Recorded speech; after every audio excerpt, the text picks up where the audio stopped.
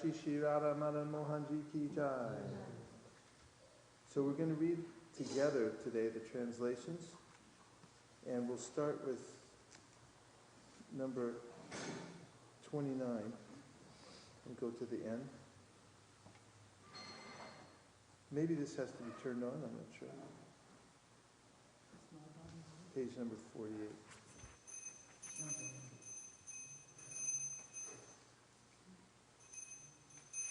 Thank you. We'll read in unison this morning starting from text number 29. I worship, page number 48.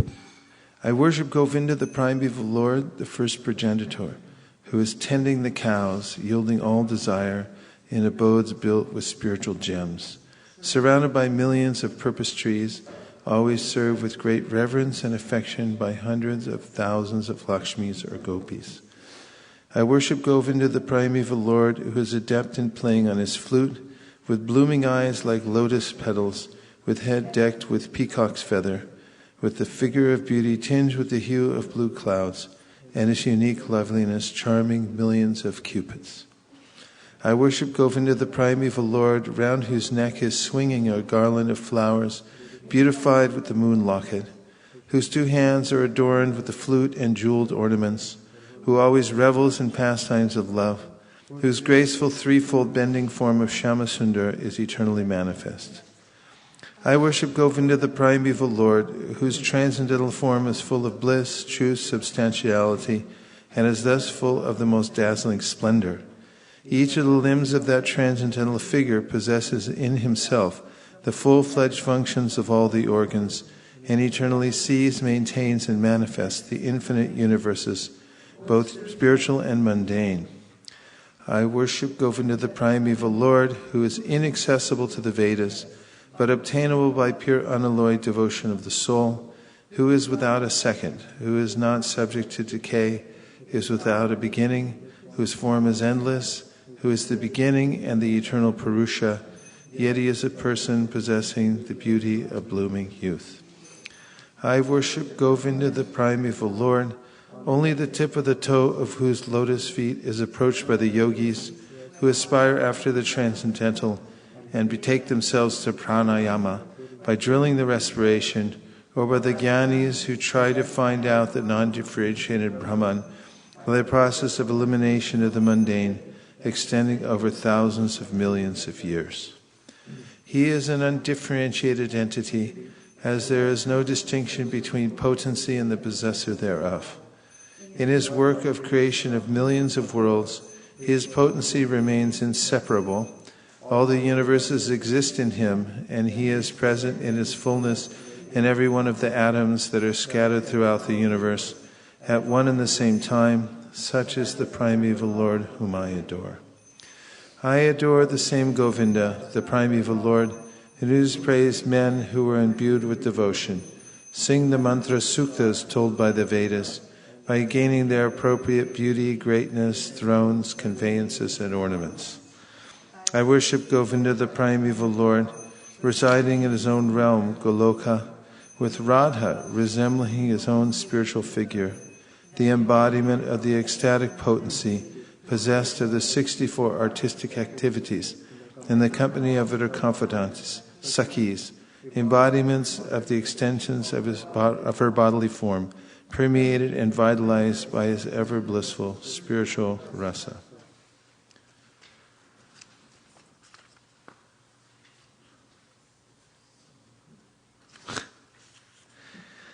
Page 74. I worship Govinda, the primeval Lord, who is Shyamasundar, Krishna himself, with inconceivable, innumerable attributes, whom the pure devotees see in their heart of hearts, with the eye of devotion tinged with the salve of love. I worship Govinda, the primeval Lord, who manifested himself personally as Krishna and the different avatars in the world in the forms of Rama, Nrsimha, Vamana, etc., as his subjective portions. I worship Govinda, the primeval Lord, whose effulgence is the source of the non-differentiated Brahman mentioned in the Upanishads, being differentiated from the infinity of glories of the mundane universe, appears as an indivisible, infinite, limitless truth. I worship Govinda, the primeval Lord, who is the absolute substantive principle, being the ultimate entity and the form, the support of all existence, whose external potency embodies the threefold qualities, sattva, rajas, and tamas, and diffuses the Vedic knowledge regarding the mundane world. I worship Govinda, the primeval Lord, whose glory ever triumphantly dominates the mundane world by the activity of his own pastimes, being reflected in the mind of recollecting souls as the transcendental entity of ever blissful cognitive rasa. Lowest of all is located Devi Dham, mundane world. Next above it is Mahesh Dham, abode of Mahesh. Above Mahesh Dham is placed Hari Dham, abode of Hari, and above them all is located Krishna's own realm named Goloka. I adore the primeval Lord Govinda, who has allotted their respective authorities to the rulers of those graded realms. The external potency Maya, who as of the nature of the shadow of the Chit potency, is worshipped by all people as Durga, the creating, preserving, and destroying agency of this mundane world. I adore the primeval Lord Govinda, in whose will Durga conducts herself. Just as milk is transformed into curd by the action of acids, the effect curd is neither the same as nor different from its cause, namely milk, so I adore the primeval Lord Govinda, of whom the state of Shambhu is a transformation for the performance of the work of destruction. The light of one candle being communicated to other candles, although it burns separately in them, is the same in its quality. I adore the primeval Lord Govinda, who exhibits himself equally in the same mobile manner in his various manifestations. I adore the primeval Lord Govinda, who, assuming his own great subjective form, who bears the name of Shesha, replete with the all-culminating potency, and reposing in the causal ocean, with the infinity of the world in the pores of his hair, enjoys creative sleep, yoga nidra. Brahma and other lords of the mundane worlds, appearing from the pores of hair of Mahavishnu, remain alive as the duration of one exhalation of the latter Mahavishnu. I adore the primeval Lord Govinda, of whose subjective personality Mahavishnu is a portion. I adore the primeval Lord Govinda, from whom the separated subjective portion, Brahma, receives his power for the regulation of the mundane world, just as the sun manifests some portion of his own light in all the effulgent gems that bear the names of Surya, Kanta, etc. I adore the primeval Lord Govinda, whose lotus feet are always held by Ganesh upon the pair of tumuli protruding from his elephant head, in order to obtain power for his function of destroying all the obstacles on the path of progress of the three worlds. The three worlds are composed of the 9 elements, namely fire, earth, ether, water, air, direction, time, soul, and mind. I adore the primeval Lord Govinda, from whom they originate, in whom they exist, and into whom they enter at the time of universal cataclysm. The sun, who is the king of all the planets, full of infinite effulgence, the image of the good soul, is as the eye of this world. I adore the primeval Lord Govinda, in pursuance of whose order the sun performs his journey mounting the wheel of time. I adore the primeval Lord Govinda, by whose conferred power are maintained the manifested potencies that are found to exist of all virtues, all vices, the Vedas, the penances, and all jivas, from Brahma to the meanest insect. I adore the primeval Lord Govinda, who burns up to their roots all fruitive activities of those who are imbued with devotion, and impartially ordains for each the due enjoyment of the fruits of one's activities, of all those who walk in the path of work, in accordance with the chain of their previously performed works, no less in the case of the tiny insect that bears the name of Indragopa than that of Indra, king of the Devas. I adore the primeval Lord Govinda, the meditators of whom, by meditating upon him under the sway of wrath, amorous passion, natural friendly love, fear, parental affection, delusion, reverence, and willing service, attain to bodily forms befitting the nature of their contemplation. I worship that transcendental seat known as Shweta Dweep, whereas loving consorts, the Lakshmis, in their unalloyed spiritual essence, practice the amorous service of the Supreme Lord Krishna as their only lover. Where every tree is a transcendental purpose tree, where the soil is the purpose gem, all water is nectar, every word is a song, every gate is a dance. Food is the favorite attendant.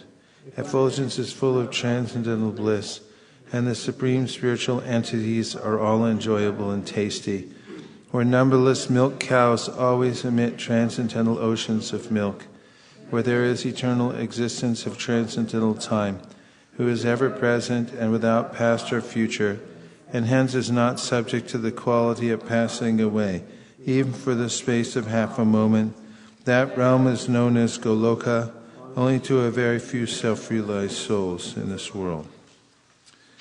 On hearing these hymns containing the essence of the truth, the Supreme Lord Krishna said to Brahma, Brahma, if you experience the inclination to create offspring by being endowed with the real knowledge of the glory of Godhead, listen, my beloved, from me to this science set forth in the following 5 shlokas.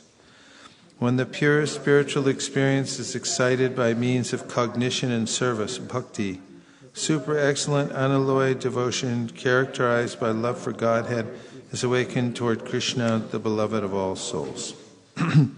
The highest devotion is attained by slow degrees by the method of constant endeavor for self-realization, with the help of scriptural evidence, deistic conduct, and perseverance in practice.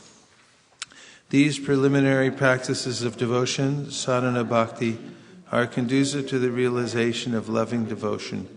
Loving devotion, than whom there is no superior well-being, who goes hand in hand with the attainment of the exclusive state of supreme bliss, and who can lead to myself. Abandoning all meritorious performances, serve me with faith. The realization will correspond to the nature of one's faith. The people of the world act ceaselessly in pursuance of some ideal. By meditating on me by means of those deeds, one will obtain devotion characterized by love in the shape of the supreme service. Listen, O Vidhi, I am the seed, the fundamental principle of this world, of animate and inanimate objects. I am Pradhan, the substance of matter. I am Prakriti, material cause, and I am Purusha, efficient cause. This fiery energy that belongs specially to the Brahman, that inheres in you, has also been conferred by me. It is by bearing this fiery energy that you regulate this phenomenal world of animate and inanimate objects. Sri Brahma Samhita ki jai.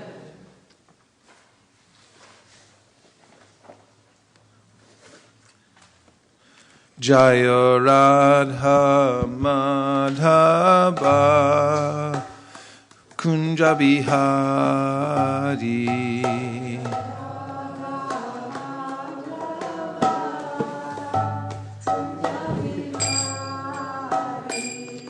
Jaya Radha Madhava Kunja Bihari.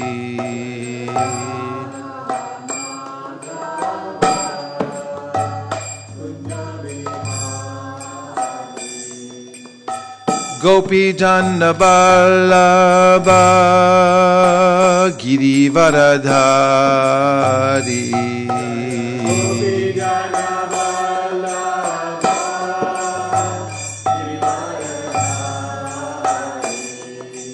Gopi Jana Vallabha Girivaradhari.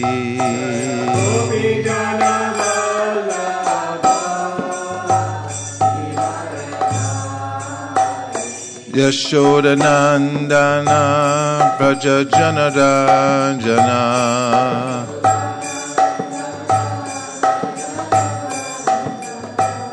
Yashoda Nandana Braja Janaranjana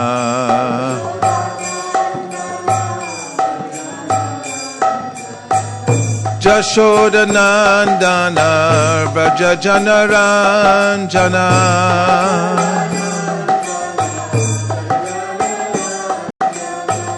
Jashoda Nandana Braja Janaranjana Jamuna Tira Banachari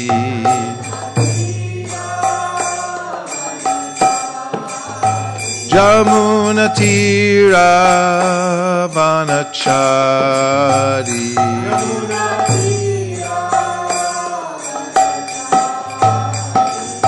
Jaya Radha Madhava Kunja Bihari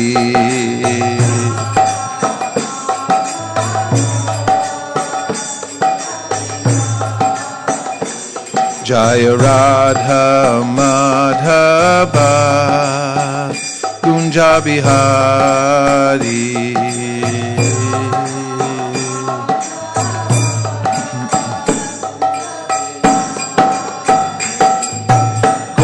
Jana Balaba Girivadadhari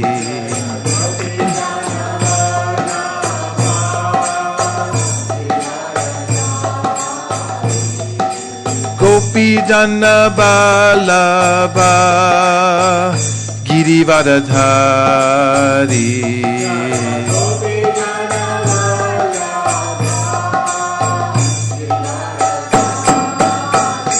Yashoda Nandana Braja Janaranjana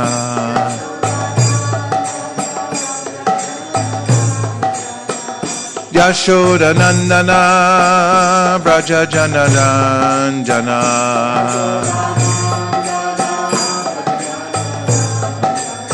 Jamuna Tira Manachari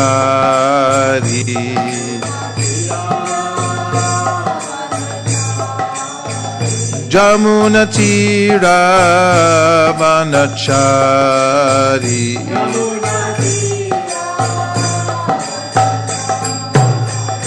Jaya Radha Madhava Kunja Bihari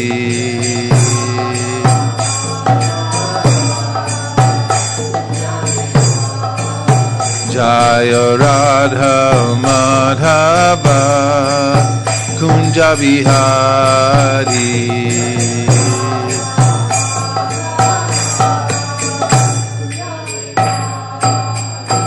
Jai Om Vishnupad Paramahamsa Parivrajikacharya Stottara Shishi Madhapai Charanara Vinda Bhakti Vedanta Swami Maharaj Srila Prabhupada Ki Jai Jai Om Vishnupad Paramahamsa Parivrajikacharya Stottara Shishi Mad Srila Bhakti Siddhanta Saraswati Goswami Maharaj Ki Jai Ananta Koti Vaishnavinda Ki Jai Namachaya Srila Haridas Thakur Ki Jai Prem Zagaho Shri Krishna Chaitanya Prabhu Nityananda Shri Advaita Gadadhar Shivasari Gaur Bhakta Vrinda Ki Jai Shri Shri Radha Krishna Gopinatha Shamakunda Radhakund Giri Govardhan Ki Jai Shri Vrindavan Dham Ki Jai Shri Mayapur Navadip Dham Ki Jai Tulsi Devi Bhakti Devi Ki Jai Jamuna Devi Ganga Devi Ki Jai Samaveta Bhakti Vrinda Ki Jai All glories to the assembled devotees All glories to the assembled devotees All glories to the assembled devotees Gaur Premanande Haribo Hare Krishna, thank you. Nice to see everyone. Here's the new Higher Taste Cookbook from Japan. Mahaguna worked on this extensively with some other devotees. It's not much like ours. I mean, it's similar, but the recipes are very different. And you can have a look at this book. It was very popular, though. People liked this book. We showed it to lots of people on the street. And you can have a look. And we're going to read something from the songbook this morning. Because the prayers, there are many different kinds of prayers we can offer. But the prayers that are penned by the great acharyas are especially sweet and beneficial. And so we'll look on page 38. And welcome to everyone who has joined us this morning via the internet. And really happy that you've joined us. If you like, you can text in.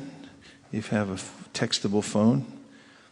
It's at 650-245-7018, 650-245-7018.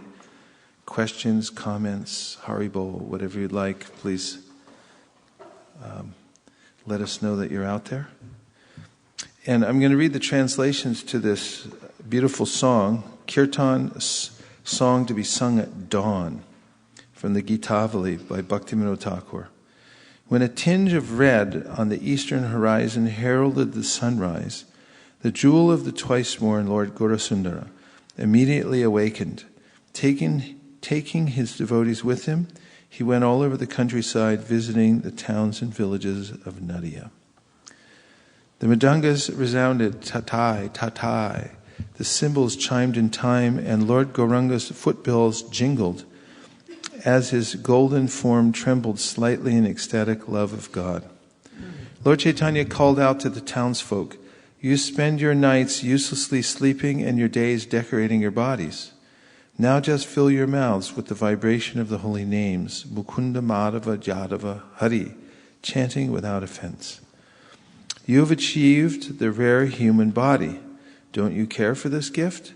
If you do not serve the darling of Yashoda now, great sorrow awaits you at death.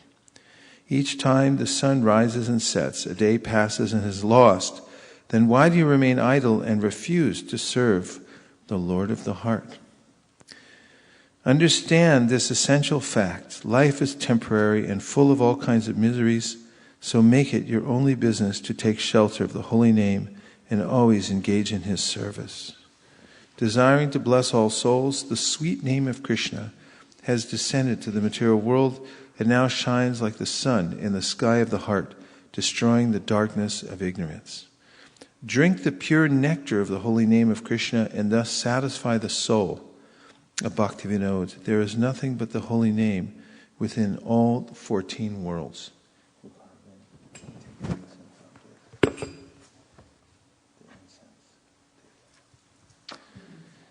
And then this is part 2 to the same song.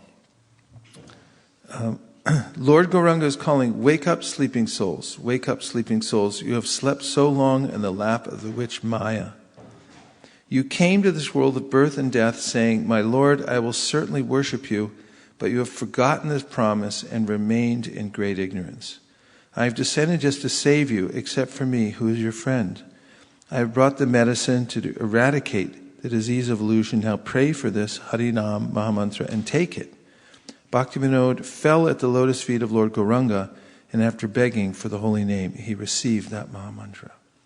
Om Ajnanatimirandasya Jnananjana Shalakaya Chakshurun Militam Dena Tasmai Shri Gurave Namaha Nama Om Vishnupadaya Krishna Preshtaya Bhutale Srimate Bhaktivedanta Swami Niti Namine Namaste Saraswate Deve Gauravani Pracharine Nirvishesha Shunyavadi Paschatya Deshatarine Jai Shri Krishna Chaitanya Prabhu Nityananda Sri Advaita Gadadhara Shivasari Gaura Bhaktivinoda Hare Krishna Krishna Krishna Hare Hare Hare Rama, Rama Rama, Hare Hare. This part 2, text number 2, from the Song of Bhaktivinoda Thakur. He writes, Bhajibo, which means I will certainly worship the Lord. Bolia, saying, Aise, have come. Shankshara bhitare, into the material world. So, coming into the being born into this material world, previously, it's known from both the Srimad Bhagavatam, 3rd canto, in the teachings of Lord Kapila Dev, and also those same instructions repeated by Chaitanya Mahaprabhu to his mother in the mood of Lord Kapila Dev, that within the womb of the mother, a fortunate soul remembers the Lord. And there's a way in which inside the womb, the Bhagavatam explains, the living entity's senses are internalized. They haven't yet been fully manifested. They're not taking in all the information that our senses are taking in right now. At every second, practically we don't even realize how much we're affected by the stimuli that are coming into all our senses all the time. And the living entity in that womb sees the Lord and also prays to Him that, may I stay here, even though it's a very difficult situation, extremely suffering situation. He prays, let me stay here because I'll remember you here. As soon as I come out, then I'll forget. And he has a moment of clarity that so many times I've been in this situation and so many times I've squandered it as soon as I've come out of the womb and have not been able to take advantage. So then he's pushed out of the womb and then he forgets. And so this is a reminder from Lord Chaitanya. And so this is what the devotees who come to the material world are doing to remind everyone. And this is what Krishna does when he comes in his various avatars to this world, to remind us that you're taking birth over and over again. You're transmigrating from one body to the next. And the platform on which you're standing is temporary. And it's not fulfilling either. Actually, we're besieged with misery in this material world. And that misery comes in waves. And Chaitanya Mahaprabhu said that a living entity is exposed to maybe a brief respite from the suffering that he gets, and he thinks that's pleasure.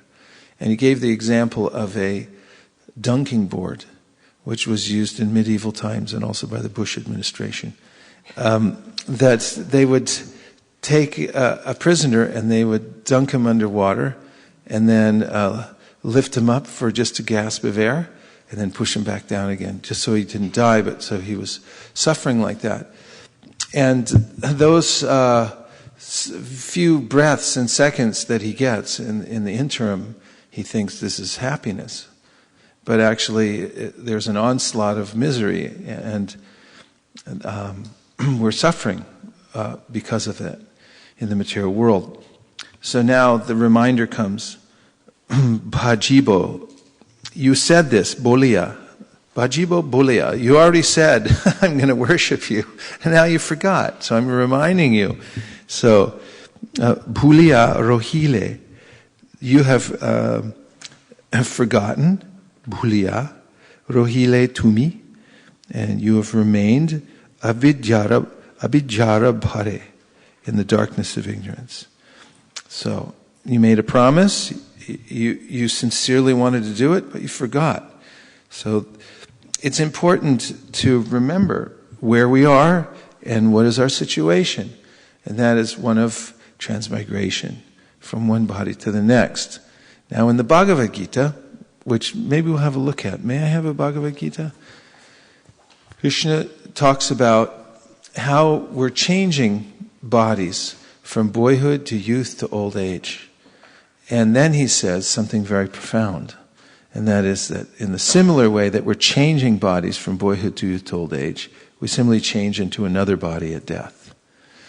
So this, a lot of people don't have long-term planning, and they don't think so much about that. A young child thinks about when I become a teenager, and the teenager thinks as soon as I get I'm 21, I can do what I want, or 18. And then one's thinking about, getting some material acquisition, and then one's thinking about maintaining the material acquisition and increasing it a little bit more, and then one starts to think towards retirement, and then in retirement one gets old and is thinking, if I could just get rid of these physical problems and I'd be happy. And then death comes, and Narada Muni in the Bhagavatam describes death like a hunter. He's stalking us And he's got his arrow pulled, and he's aiming it at us. And any time he can loose the arrow, and our heart can be pierced. But I'm not thinking about it. I'm unaware because I'm absorbed, just like a deer when it's eating grass. And it gets absorbed, pulled from one meadow to the next, and doesn't realize that he's being stalked by the hunter. So, Krishna in the Bhagavad Gita tells Arjuna in the 2nd chapter about how the soul is changing from one body to the next. And he says, Dehi nosmin yata dehe. So let's look at this. Here we go. We'll have it on the screen in 2 shakes of a lamb's tail. This is text number 13 from the Bhagavad Gita 2nd chapter. And Krishna says, Dehi no asmin yata dehe komaram yovanam jara tata dehantara praptir dhiras tatra nahuhyati. So dehina means of the embodied. So this is an interesting word in and of itself, that what is embodied? It means that there's a person and he's embodied. There's something surrounding him. So we're surrounded by this physical body, which one can observe for oneself. That is, see the difference between oneself and the body.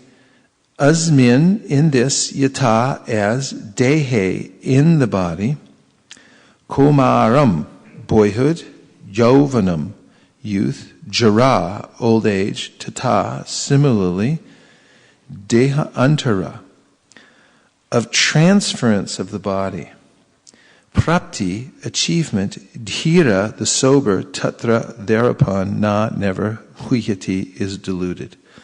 And here's the translation. As the embodied soul continually passes in this body from boyhood to youth to old age, the soul similarly passes into another body at death. A sober person is not bewildered by such a change. And Prabhupada often pointed out that the body is not growing, it's changing. He insisted upon this designation. It's not growth, it's change. Because those who try to equate the consciousness with a certain combination of matter would try to say that we are the body and the body's simply growing. But Prabhupada said, no, it's changing.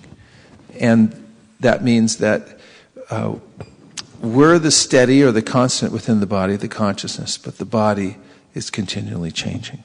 And here's what Prabhupada has to say about this verse in the purport. Since every living entity is an individual soul, each is changing his body every moment, manifesting sometimes as a child, sometimes as a youth, and sometimes as an old man. Yet the same spirit soul is there and does not undergo any change. This individual soul finally changes the body at death and transmigrates to another body. And since it is sure to have another body in the next birth, either material or spiritual, there was no cause for lamentation by Arjuna on account of death, neither for Bhishma nor for Drona, for whom he was so much concerned. Rather, he should rejoice for their changing bodies from old to new ones, thereby rejuvenating their energy. Such changes of body account for varieties of enjoyment or suffering according to one's work in life. So Bhishma and Drona, being noble souls, were surely going to have spiritual bodies in the next life, or at least life in heavenly bodies for superior enjoyment of material existence. So in either case, there was no cause for lamentation.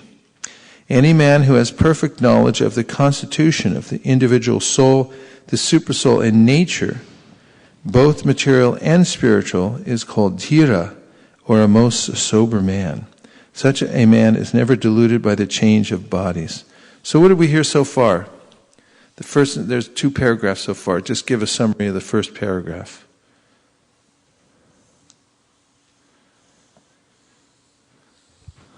Any parts? Yeah. Prabhupada, in the purport he mentioned that how the soul is transmigrating in the same body from boyhood to youth to old age. Similarly, at the time of death, we move to the next body, and then he has, and that happens according to how we perform our work. And according to work, then Prabhupada given much more explanation. It's not just like material, but also you can get a spiritual body. He has given that thing. It's not just material body, but you can get a spiritual body. He has given some hint there. It's not just. Okay, that's a lot of really powerful information. So the body's changing and we're not. So the distinction is made. We're the soul, the consciousness within the body, and that doesn't change. That stays the same. But the body changes. And we can observe sometimes that you see a child and then you go away for 5 years and you come back and you say, oh, you're different. And it's actually the same person but different body. And according to some medical science I've heard, the body changes every 7 years completely. All the cells in the body and so forth regenerate. So one can't say that one has the same body as one had even 7 years ago, although it remains similar. And just as a river looks the same, the Mississippi, there's the Mississippi, but there's never been the same Mississippi ever, because it's always moving, always changing. You can't step in the same river twice. So similarly, the body's changing like that. And as Mukaravinda Prabhu was recalling from the purport, according to one's activities in this life and how one develops one's consciousness, one will end up with various kinds of destinations. Now, before I finish this purport, just want to jump ahead to the 8th chapter of the Bhagavad Gita. And in the preliminary verses of the 8th chapter, Arjuna is asking the question about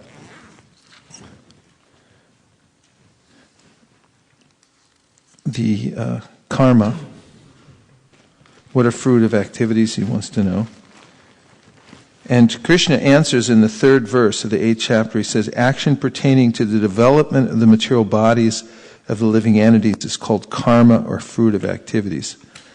That's called bhuta, in text number 3 in the 8th chapter. Bhuta bhavodbhava karo visarga karma samjita.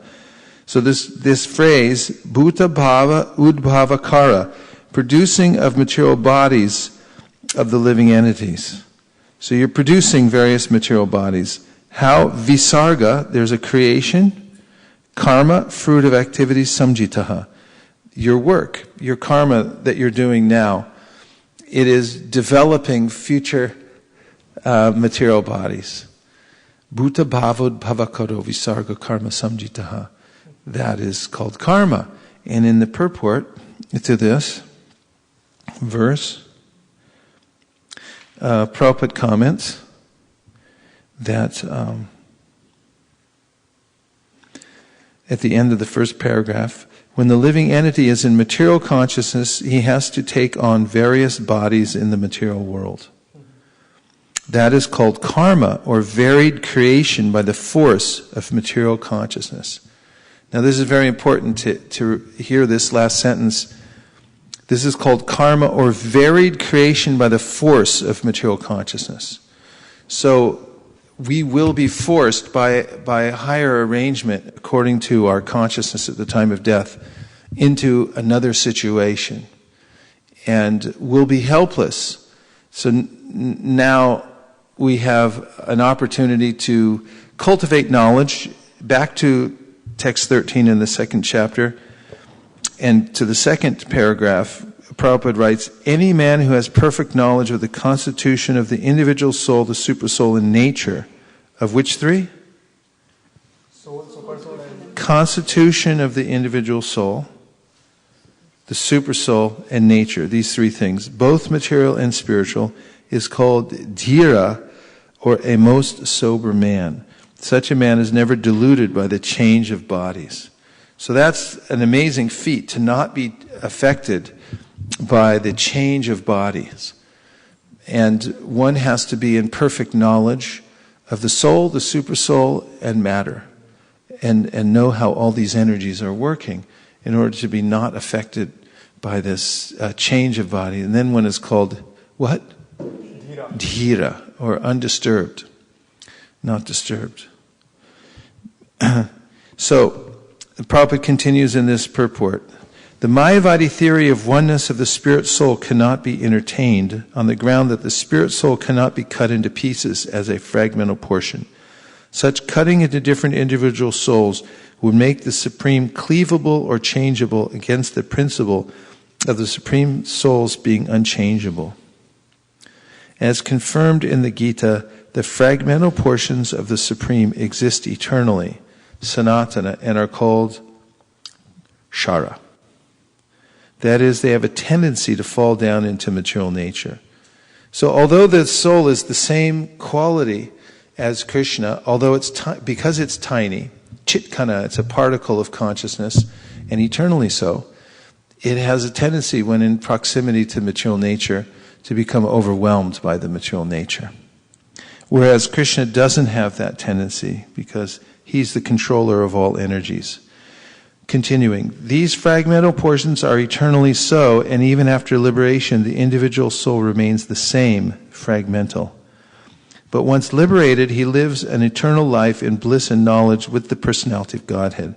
The theory of reflection can be applied to the Supersoul, who is present in each and every individual body and is known as the Paramatma. He is different from the individual living entity. When the sky is reflected in water, the reflections represent both the sun and the moon and the stars also. The stars can be compared to the living entities and the sun or the moon to the Supreme Lord. The individual fragmental spirit soul is represented by Arjuna, and the Supreme Soul is the personality of Godhead Sri Krishna. They are not on the same level, as it will be apparent in the beginning of the 4th chapter. If Arjuna is on the same level with Krishna and Krishna is not superior to Arjuna, then their relationship of instructor and instructed becomes meaningless. If both of them are deluded by the illusory energy Maya, then there is no need of one being the instructor and the other the instructed. Such instruction would be useless, because in the clutches of Maya, no one can be an authoritative instructor. Under the circumstances, it is admitted that Lord Krishna is the Supreme Lord, superior in position to the living entity, Arjuna, who is a forgetful soul deluded by Maya. Okay, so we have evidence from the Bhagavad Gita and this important verse, Dehino asmin yata dehe komaran yuvaram jara tata dehantara praptir dhiras tatra namuyati. Namuyati. Not bewildered at the change of death. So it's important to practice now. All the Shastras say, while you have the capability and full consciousness, so that when the time of death comes, which means you'll be forced to transmigrate from this body into another situation. That's for sure. We just don't know when.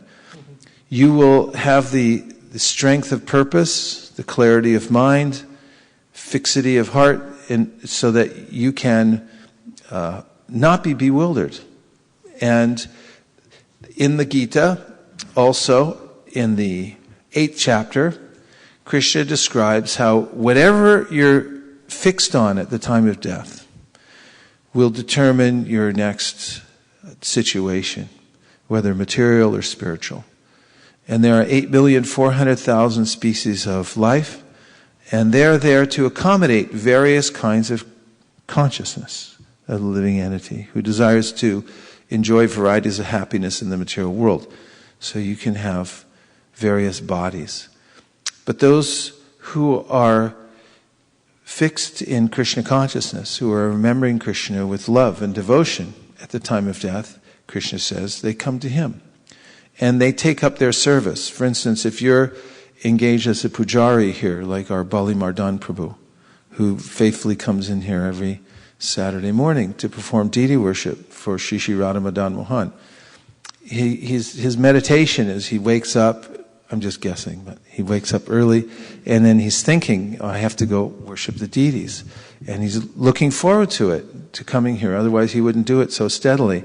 He drives his car long distance, comes all the way here, prepares himself, he's cleans, takes shower, everything, and then he comes in and he prepares all the paraphernalia to go on the altar, to worship the Lord. There are various ways mentioned in the scripture to offer things to the Lord through the process of Vidhi Bhakti, the Panchatriki Vidhi system. And in that way, all morning long, he's rendering service to the personal body of Shri Radha Madan Mohan. So naturally, he's thinking of them. And in this system of Vidhi Bhakti, when one has a tendency to drift away and think of other things, one has to perform the rules and regulations of devotional service in order to bring the mind back and remind oneself of Krishna. And one of the ways, Rupa Goswami says, is to engage all the senses in Krishna's service. Anyabhilashita shunyam jnana karma nyanavritam anukulyena krishnanu shilanam bhaktirutama. That there's a cultivation by engaging all the senses. And as we engage the senses in these activities for serving Krishna in various ways, then the mind starts to come along as well.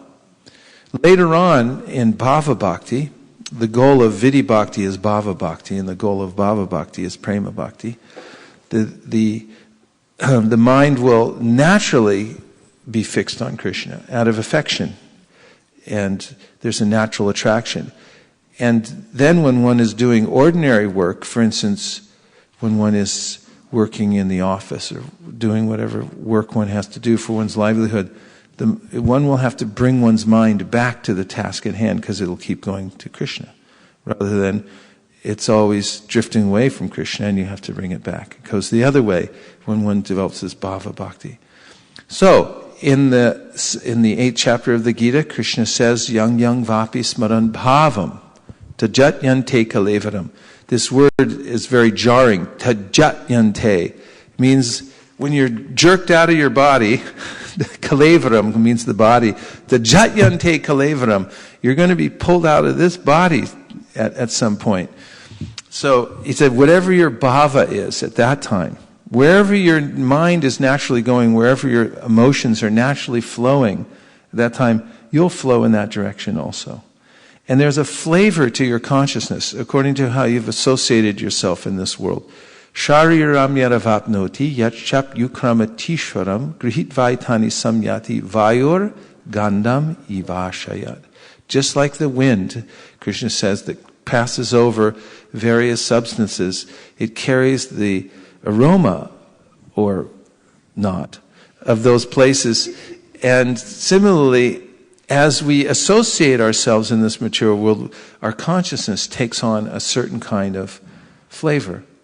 It may be sweet, it may be bitter, it may be obnoxious, and so forth, according to what mode of nature we've associated with. And that subtlety of the material condition, the subtle body, will determine what kind of nose we get in the next life. Little pot-bellied pigs, they have a very round nose. I mean, they're cute and everything like that, but they're pigs after all. They have a little nose, and if you give them a little piece of salad, he'll put his nose up like that. And that was an award by the material nature according to the consciousness of his last life. He took on that body. And it's a subtle arrangement of material nature called daiva. There's a higher arrangement. It doesn't just happen by chance. Shraddha? Maharaj, I had a question. We need a little more volume on Shraddha's microphone, please. No, that's fine. I think I was just speaking slowly. Yeah. So Maharaj, when you were reading chapter from Bhagavad Gita, 8th chapter, you were talking about what is karma. So there was a mention of force. And it just brought to my attention. You just said tajyate is also you are forcefully ejected from the body. So my question is that here it says that is called karma or varied creation by the force of material consciousness. So what is material consciousness? Is it like the soul thinking about? It's consciousness that's answered by Lord Kapila Dev in his teachings to Devahuti. He said, when your mind is attached to the three modes of the material nature, that is material consciousness. And on the other hand, transcendental consciousness means when your mind's attracted to hearing about Krishna, which is beyond the modes of material nature, then you're in transcendental consciousness. when it spontaneously goes, just like the Ganges sweeps away something and goes in that direction, nobody can stop it. That's transcendental consciousness when it goes towards. But if you hear something about anything in the mundane world and your mind say, oh, it attaches to that, then this is the material consciousness. So the science of this transmigration is described in the Bhagavatam, and I'll read you an excerpt from talks. Actually, what I'm going to read first is something I already referred to, which is Lord Kapiladev's teachings to his mother. This you'll find in the 3rd canto, 31st chapter, called Lord Kapila's Instructions on the Movements of the Living Entities. And the first verse says, the personality of God had said, under the supervision of the Supreme Lord and according to the result of his work, the living entity, the soul, is made to enter the womb of a woman through the particle of male semen to assume a particular type of body. Text 2. On the first night, the sperm and ovum mix, and on the 5th night, the mixture ferments into a bubble. On the 10th night, it develops into a form like a plum, and after that, it gradually turns into a lump of flesh or an egg, as the case may be. In the course of a month, a head is formed, and at the end of 2 months, the hands, feet, and other limbs take shape. By the end of 3 months, the nails, fingers, toes, body, hair, bones, and skin appear, as do the organ of generation and the other apertures in the body, namely the eyes, nostrils, ears, mouth, and anus. Within 4 months from the date of conception, the 7 essential ingredients of the body, namely chyle, blood, flesh, fat, bone, marrow, and semen, come into existence. At the end of 5 months, hunger and thirst make themselves felt, and at the end of 6 months, the fetus enclosed by the amnion begins to move on the right side of the abdomen. Deriving its nutrition from the food and drink taken by the mother, the fetus grows and remains in that abominable residence of stools and urine, which is the breeding place of all kinds of worms. Bitten again and again all over the body by the hungry worms in the abdomen itself, the child suffers terrible agony because of his tenderness. He thus becomes unconscious moment after moment because of the terrible condition. Owing to the mother's eating bitter, pungent foodstuffs or food which is too salty or too sour, the body of the child incessantly suffers pains which are almost intolerable. What to speak of mothers who smoke crack, cocaine? I mean, there's all kinds of chemical intoxication that mothers take nowadays while they have baby in the womb, and the baby has to take all that, in its very underdeveloped body, and is traumatized by that situation. Placed within the amnion and covered outside by the intestines, the child remains lying on one side of the abdomen, his head turned toward his belly and his back and neck arched like a bow. The child thus remains just like a bird in a cage, without freedom of movement. At that time, if the child is fortunate, he can remember all the troubles of his past 100 births, and he grieves wretchedly. What is the possibility of peace of mind in this condition? Thus, endowed with the development of consciousness from the 7th month after his conception, the child is tossed downward by the airs and that press the embryo during the weeks preceding delivery. Like the worms born of the same filthy abdominal cavity, he cannot remain in one place. The living entity in this frightful condition of life, bound by 7 layers of material ingredients, prays with folded hands, appealing to the Lord who has put him in that condition. The human soul says, I take shelter of the lotus feet of the Supreme Personality of Godhead who appears in his various eternal forms and walks on the surface of the world. I take shelter of him only because he can give me relief from all fear. And from him I have received this condition of life, which is just befitting my impious activities. I, the pure soul, appearing now bound by my activities, am lying in the womb of my mother by the arrangement of Maya. I offer my respectful obeisances unto him who is also here with me, but who is unaffected and changeless. He is unlimited, but he is perceived in the repentant heart. To him I offer my respectful obeisances. I'm reading an excerpt from the purport of this verse. It is said here, Atapyamana hridaye vasitam. He is in the heart of every living entity, but he can be realized only by a soul who is repentant. The individual soul becomes repentant that he forgot his constitutional position, wanted to become one with the Supreme Lord, Supreme Soul, and tried his best to lord it over material nature.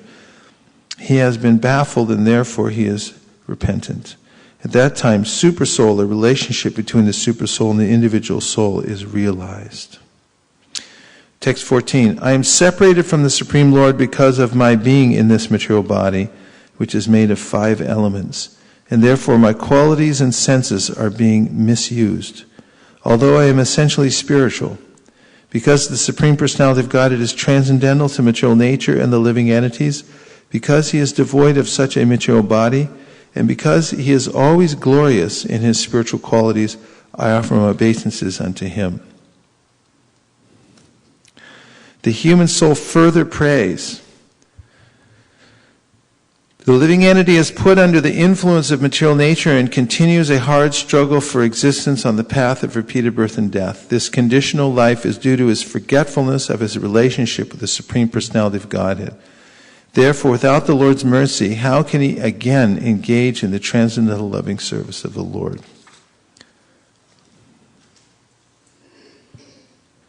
And in the purport, Prabhupada writes, Maya is always available, otherwise there would be no independence. Independence implies that one can use it properly or improperly. It is not static, it is dynamic. Therefore, misuse of independence is the cause of being influenced by Maya. Text 16, no one other than the Supreme Personality of Godhead as the localized Paramatma, the partial representation of the Lord, is directing all inanimate and animate objects. He is present in the 3 phases of time, past, present, and future. Therefore, the conditioned soul is engaged in different activities by his direction.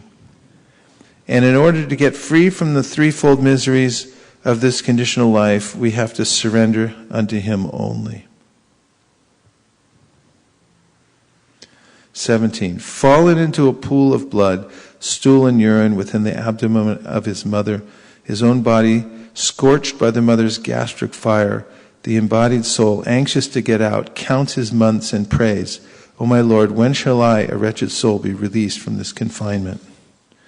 My dear Lord, by your causeless mercy, I am awakened to consciousness, although I am only 10 months old. For this causeless mercy of the Supreme Personality of Godhead, the friend of all fallen souls, there is no way to express my gratitude but to pray with folded hands. The living entity in another type of body sees only by instinct. He knows only the agreeable and disagreeable sense perceptions of that particular body. But I have a body in which I can control my senses and can understand my destination. Therefore, I offer my respectful obeisances to the Supreme Personality of Godhead, by whom I have been blessed by this body, and by whose grace I can see him within and without. Therefore, my Lord, although I am living in a terrible condition, I do not wish to depart from my mother's abdomen to fall again into the blind well of materialistic life. Your external energy, called Deva Maya, called what? At once captures the newly born child, and immediately false identification, which is the beginning of the cycle of continual birth and death, begins.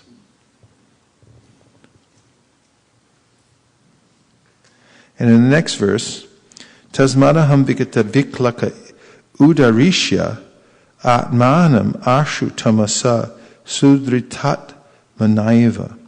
Puyo yata vyasanam etad anika randram ma me bhavishyad upasadita vishnupada. Here are the word for words. Tasmad, I'll say, please repeat. Tasmad. Therefore. Now, therefores are very edifying in a way because you've come to a conclusion. In the Shastras, therefore, there's a lot of ruminating and philosophy and everything. Therefore, now here's what I'm going to do about it.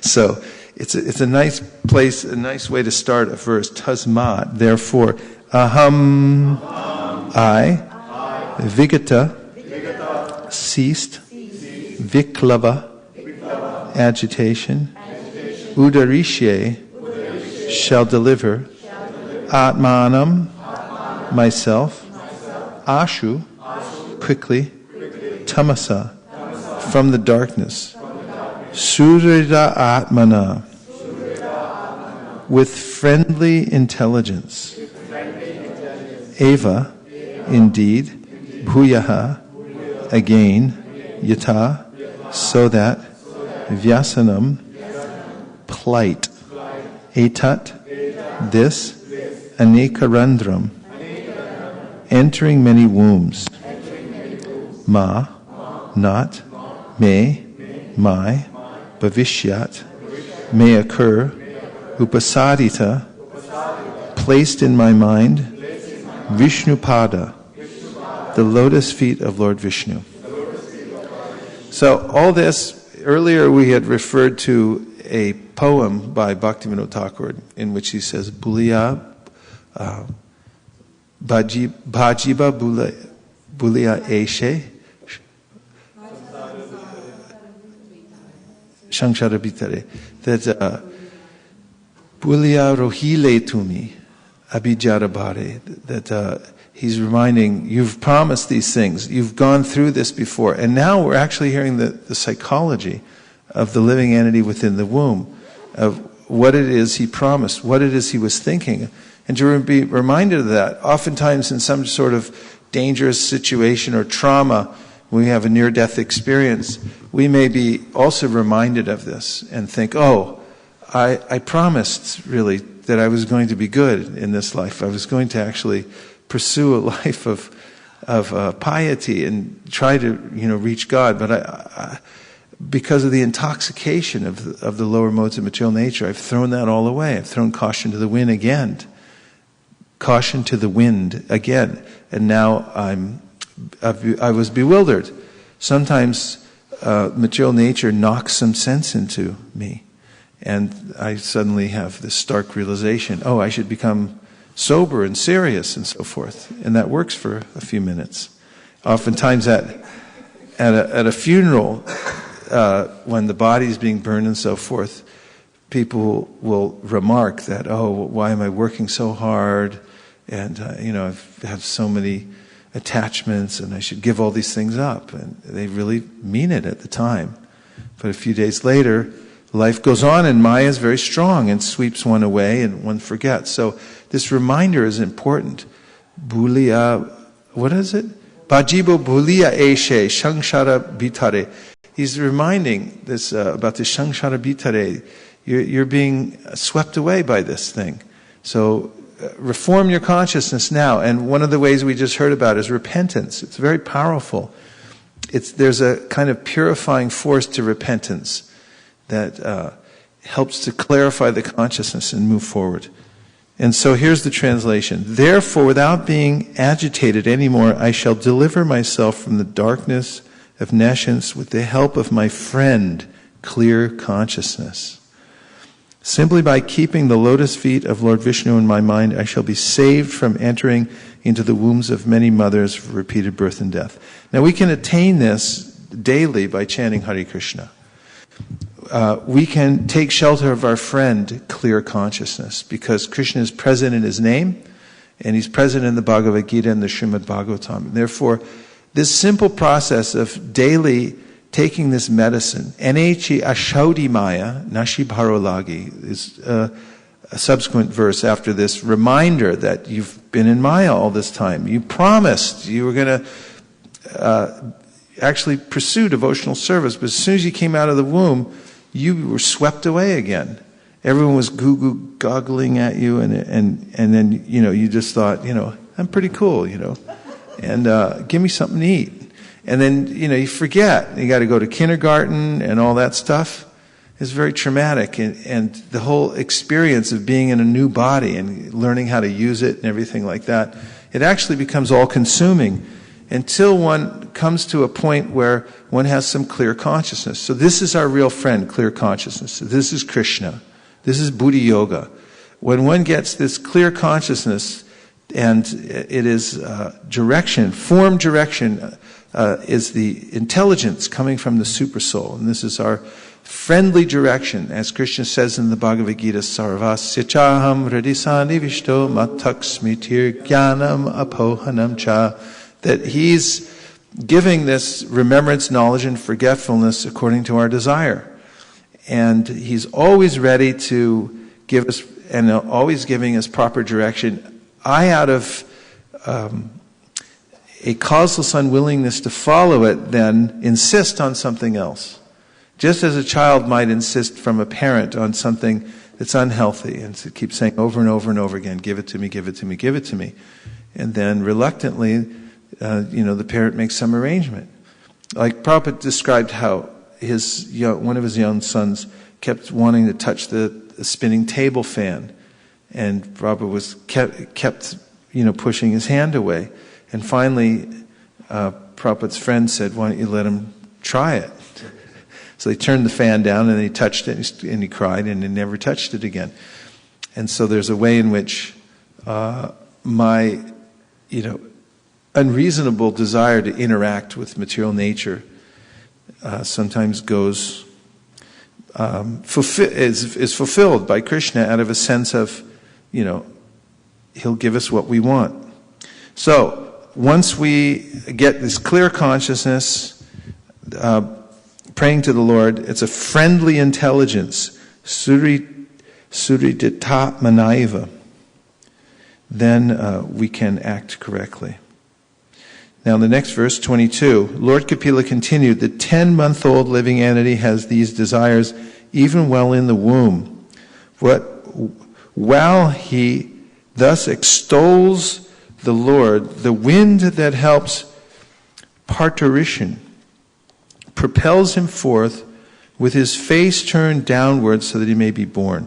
Pushed downward all of a sudden by the wind, the child comes out with great trouble, head downward, breathless and deprived of memory due to severe agony.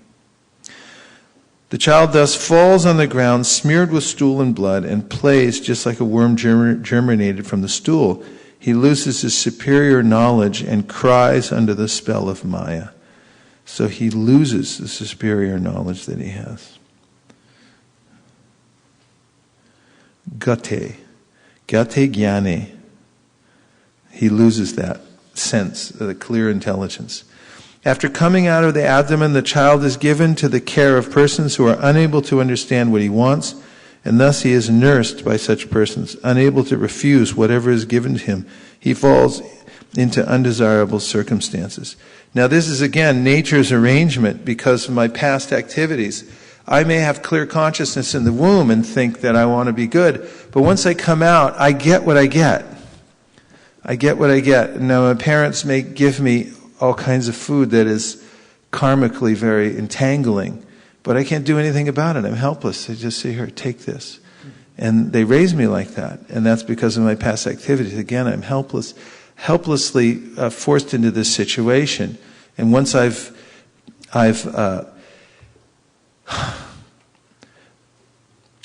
acted in a certain way, then material nature carries out in an automatic way its course. Prakrite kriyamanani gunai karmani sarvasha ahankara vimudatma kartaham iti manyate. And again, the living entity becomes obligated to go through certain activities and is exposed to all kinds of weird food. 26. Laid down on a foul bed infested with sweat and germs, the poor child is incapable of scratching his body to get relief from his itching sensation, to say nothing of sitting up, standing, or even moving. In this helpless condition, gnats, mosquitoes, bugs, and other germs bite the baby, whose skin is tender, just as smaller worms bite a big worm. The child deprived of his wisdom cries bitterly.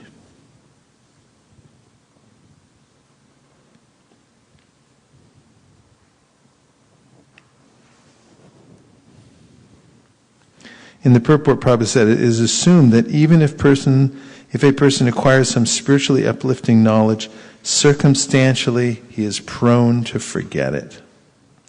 28. In this way, the child passes through his childhood suffering different kinds of distress and attains boyhood. In boyhood, he also suffers pain over desires to get things he can never achieve. And thus, due to ignorance, he becomes angry and sorry. With the growth of the body, the living entity, in order to vanquish his soul, increases his false pride and anger, and thereby creates enmity towards similarly lusty people.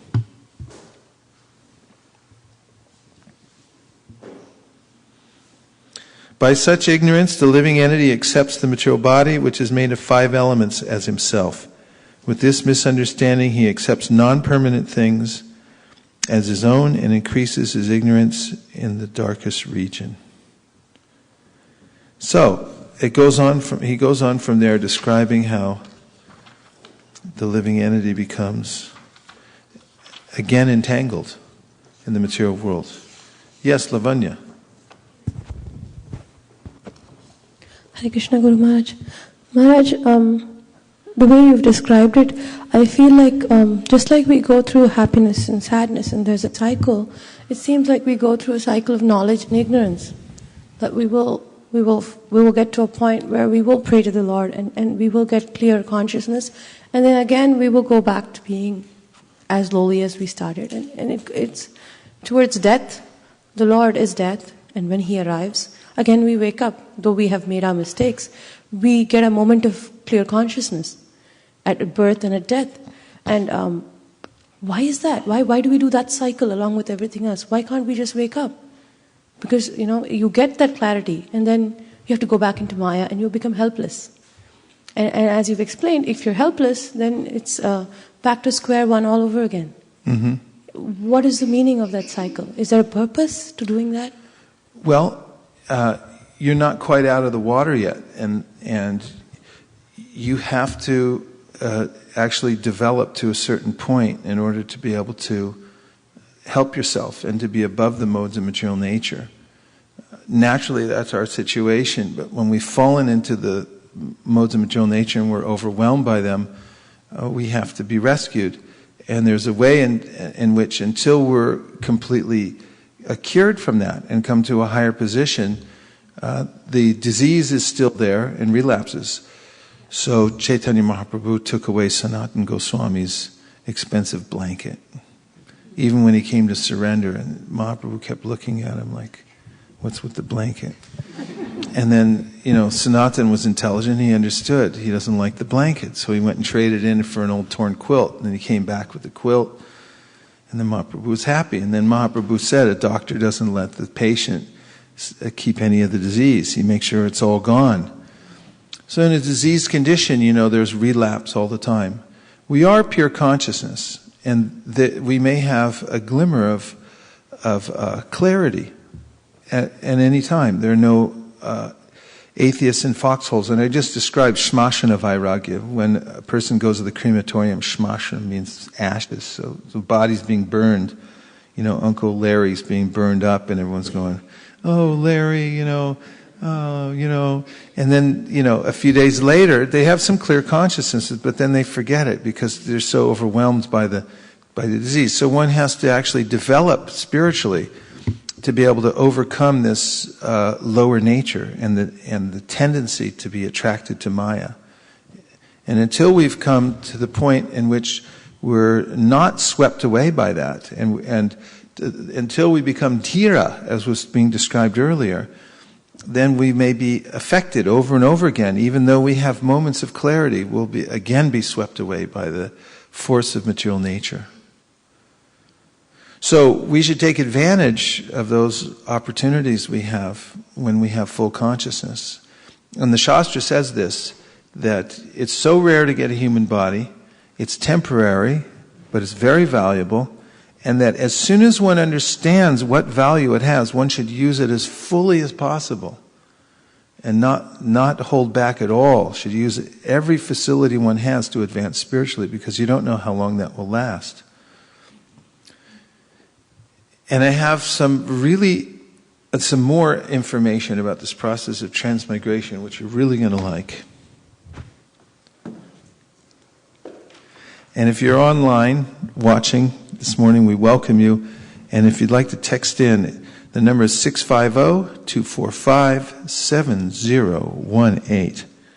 Now these next teachings come from Narada Muni, and they're given to King Prachinabharhi.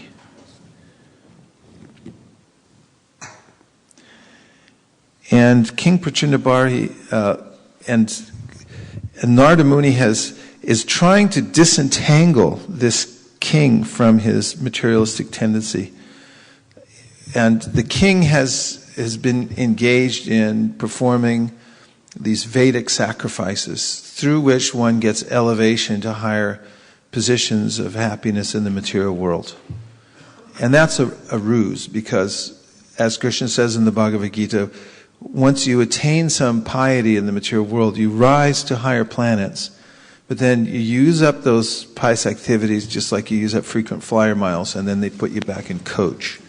And then, so same way, you have to come back down again into the material world, and then you're again persona, back into the lower or the middle planetary systems. You may even, through V-karma, slip down into the lower planetary systems. And this way there's a rotation going on. And also, in the course of performing karma kanda, if you commit sinful activities, which is natural because there's sacrifice of animals and so forth, you can really get in some serious trouble here in the material world. And this is not the way to happiness. So Narada Muni has given him an allegory of a materially attached person and how he becomes more and more entangled in the material world. And it's meant to awaken the king to his own situation. So he finally begins to awaken, and he says, this isn't what my other teachers taught me. They were teaching me something completely different. I'm really glad you told me this, because now I'm beginning to understand that I've been doing the wrong thing all this time. People grow up in a certain family with a certain culture, and they think this is the way it is. Just like Mrgarhi the hunter told Narada Muni that he was taught by his father to half-kill animals when hunting. Narada said, look, you're a hunter. That's your job. So at least kill them all the way. Don't make them suffer. That's going to create even more karma for you. And so forth. So according to one's momentum from previous life, one will be introduced to all these kinds of activities in the material world. So now Narada is giving this clear instruction for us to become dhira, and he's instructing King Prachinabharhi in the science of transmigration. And here he goes. Text number 58. This is 4:29:58. Fourth canto, 29th chapter, which is called Talks Between Narada Muni and King Prachinabharhi. The results of whatever a living entity does in this life are enjoyed in the next life. The expert knowers of Vedic conclusions say that one enjoys or suffers the results of his past activities. But practically it is seen that the body that performed the work in the last birth is already lost. So how is it possible to enjoy or suffer the reaction of that work in a different body? The great sage Narada continued, the living entity acts in a gross body in this life. This body is forced to act by the subtle body, composed of mind, intelligence, and ego. After the gross body is lost, the subtle body is still there to enjoy or suffer. Thus, there is no change. Right? So we take the subtle body with us from one gross body to the next, and all the same tendencies are there within that body. And that's why we're forced. And we through momentum, we continue with various propensities. Yes? The number is 60. I just read 60. Now I'm on 61. The living entity, while dreaming, gives up the actual living body. Through the activities of his mind and intelligence, he acts in another body, either as a god or a dog. After giving up this gross body, the living entity enters either an animal body or a demigod's body on this planet or another planet. He thus enjoys the results of the actions of his past life. The living entity labors under the bodily conception of I am this, I am that, my duty is this, and therefore I shall do it. These are all mental impressions, and all these activities are temporary. Nonetheless, by the grace of the Supreme Personality of Godhead, the living entity gets a chance to execute all his mental concoctions.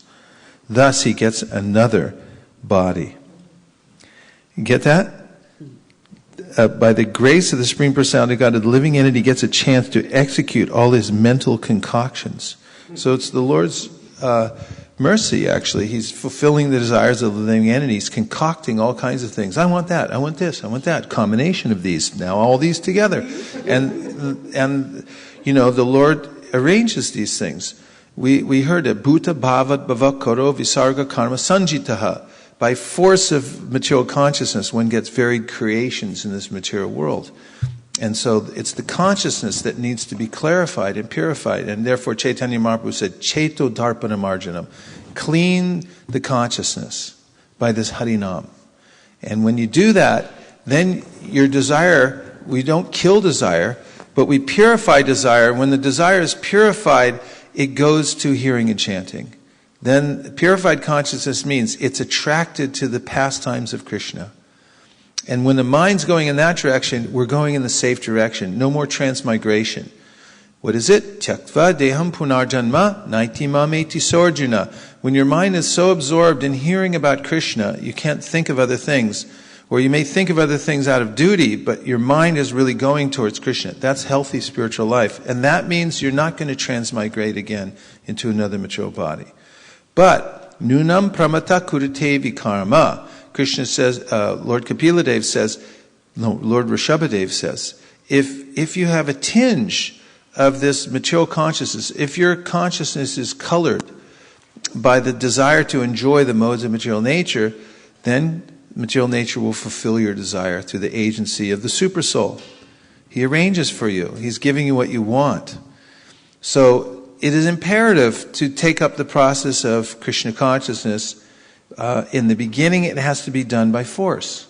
That is, you have to force yourself to do it the way when you go into the military, they say, you're getting up at 3 a.m. And that's the way it is. So they come out and play the bugle. If you're not up by 3 a.m., they'll drag you out of bed. And when I was in Washington, D.C., I used to have one devotee come and wake me up by pouring the Maha water in my face. I say, just come and pour the Maha water and then drag me 3 feet by my feet. And every morning he would do that. He would splash and then he'd pull me 3 feet. I go, all right, I'm up. And so we have to do that until we have a spontaneous desire to jump up and say, I get to serve the deity this morning, or I want to chant my japa right away. This is Vidhi Bhakti. This has to be done in order to reform the mind and the senses, which are addicted to various kinds of really stupid things. You know, the concoctions. They're mentioned here as concoctions. You know, who thought of that? Oh, I don't know. Sounded good at the time. You know, and that's the nature of this material world. It makes one really stupid. So, dhira means intelligent and sober and not affected by these things. And the Shastra says you can learn from such a person. If a person is actually in that situation, unaffected by the modes of material nature, mind drawn towards hearing about Krishna and so forth through this practice, under the direction of a bona fide spiritual master, one can actually attain this situation of nishta. One can stand on one's own 2 feet and not be swept away by Maya. This is dhira. And from that situation, one will not take birth again in the material world. Continuing 62, 63. 63 says, one can understand the mental or conscious position of a living entity by the activities of 2 kinds of senses, the knowledge-acquiring senses and the executive senses. Did you know you have knowledge acquiring senses and executive senses? Okay. Executive. Similarly, by the mental condition or consciousness of a person, one can understand his position in the previous life. Prabhupada begins this purport by saying, there's a proverb that the face is the index of the mind. If one is angry, his anger is immediately expressed on his face. Similarly, other mental states are reflected by the actions of the gross body. 64. Sometimes we suddenly experience something that was never experienced in the present body by sight or hearing. Sometimes we see such things suddenly in dreams. Therefore, my dear king, the living entity who has a subtle material covering develops all kinds of thoughts and images because of his previous body. Take this from me as certain. There is no possibility of concocting anything mentally without having perceived it in the previous body. O king, all good fortune unto you. The mind is the cause of the living entities attaining a certain type of body in accordance with his association with material nature. According to one's mental composition, one can understand what the living entity was in his past life as well as what kind of body he will have in the future. Thus, the mind indicates the past and future bodies.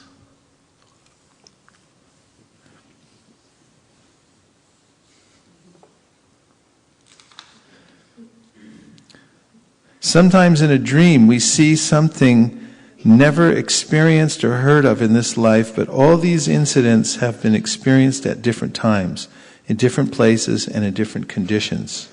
The mind of the living entity continues to exist in various gross bodies, and according to one's desires for sense gratification, the mind records different thoughts.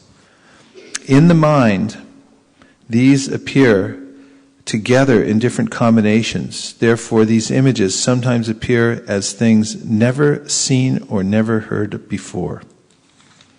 Krishna consciousness means constantly associating with the Supreme Personality of Godhead in such a mental state that the devotee can observe the cosmic manifestation exactly as the Supreme Personality of Godhead does. Such observation is not always possible, but it becomes manifest exactly like the dark planet known as Rahu, which is observed in the presence of the full moon. As long as there exists the subtle material body composed of intelligence, mind, senses, sense objects, and the reactions of the material qualities, the consciousness of false identification and its relative objective, the gross body, exist as well. When the living entity is in deep sleep, when he faints, when there is some great shock on account of severe loss at the time of death, or when the body temperature is very high, the movement of the life air is arrested. At that time, the living entity loses knowledge of identifying the body with the self. Isn't that interesting? It's very times great trauma. You don't even think, you're not thinking, I'm this body. At sleep, we experience this all the time. You're not aware of the body, right? Fainting. You can faint, and once you're unconscious like that, someone could do anything, chop your finger off, you won't know the difference. In great shock, severe loss, one loses this bodily conception. Time of death, so forth.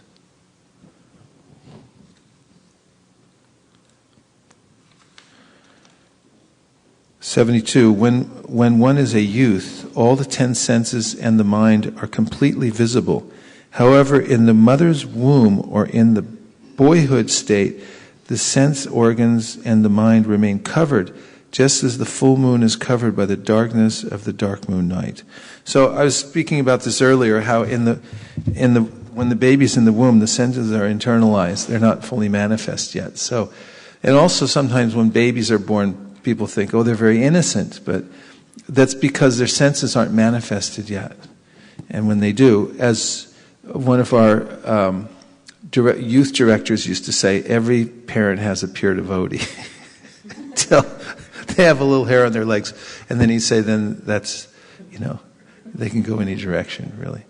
And So the senses become, they unfold, they become manifested, and then the previous desires that are stored there within the subtle body come out. But one of the reasons that the soul in the womb is able to have this moment of clarity, he's not harassed so much by the external senses. He has almost a meditative state where he's able to see himself as separate from the body and see his existential crisis that he's caught in the material world. That's quite profound, because at the same time he realizes that he's going to be caught again.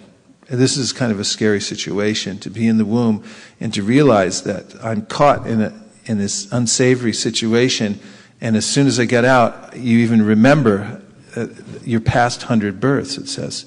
So that means you come out, you know that you're going to come out and be bewildered again. And it's a very frustrating kind of situation, to say the least. And that's why the soul repents in that situation. Please save me. Malini, here comes the microphone to quadrant 3. Hare Krishna, Prabhuji. Prabhuji, it is said that the soul remembers the past 100 births if he is fortunate. So, how do we qualify? Like, does everybody remember and pray to Krishna in the womb, or? I've had this argument before. I mean, it wasn't an argument, but I brought up in a class about how the soul remembers, and someone came and said, they have to be fortunate. It's not necessarily mentioned there, but there's some, it just says the fortunate soul.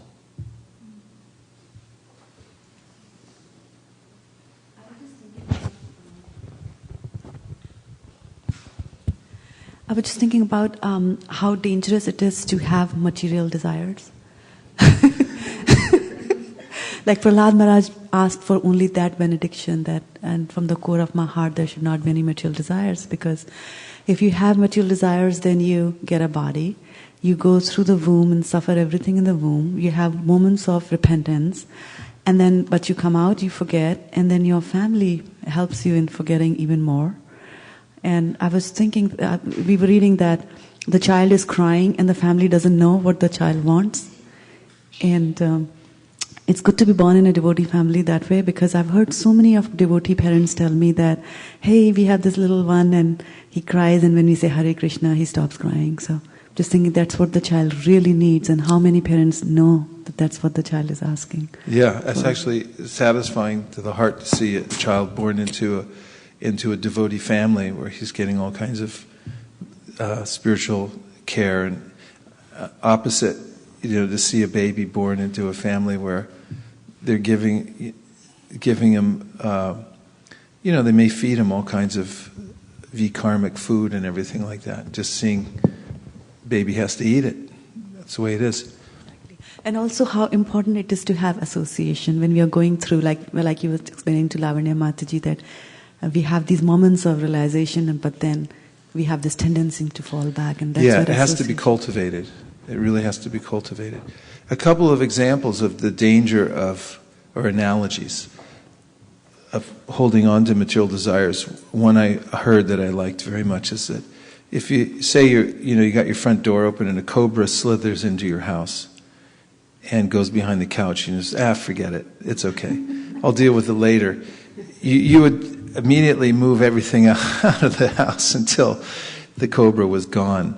And similarly, if you allow material desire to stay lingering in your heart or mind, this is as dangerous as the cobra, because at one point it will come out and strike you. Another is harboring a fugitive. The person just murdered somebody, robbed a bank, and then comes and says, can I stay? And he's like, all right, you can stay here. There are implications to harboring a fugitive. You become implicated in the crime itself that the person committed if you harbor the fugitive. So there's a way, maintaining material desires even after understanding so many instructions of the matter. It's like this law, don't harbor fugitives. It's like, what are you letting him stay in there for? We told you already it's illegal. You can't keep him in there. It's like, he's all right. Let the material desire stay in there. So really important. We can see from this that consciousness is what determines our future, and to be very careful to winnow out those material desires. And it becomes more and more subtle. You can see from the prayers of devotees who are fully fixed in this occupation of purifying the consciousness, of how careful they are to maintain certain states of consciousness.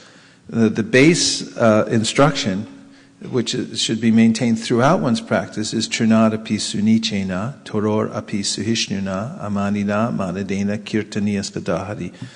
That one should be very humble.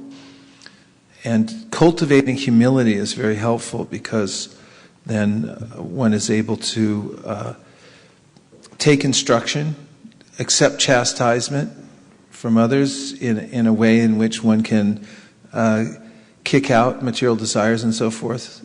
If one is not humble, then one will have a tendency to protect one's faults, material desires and so forth.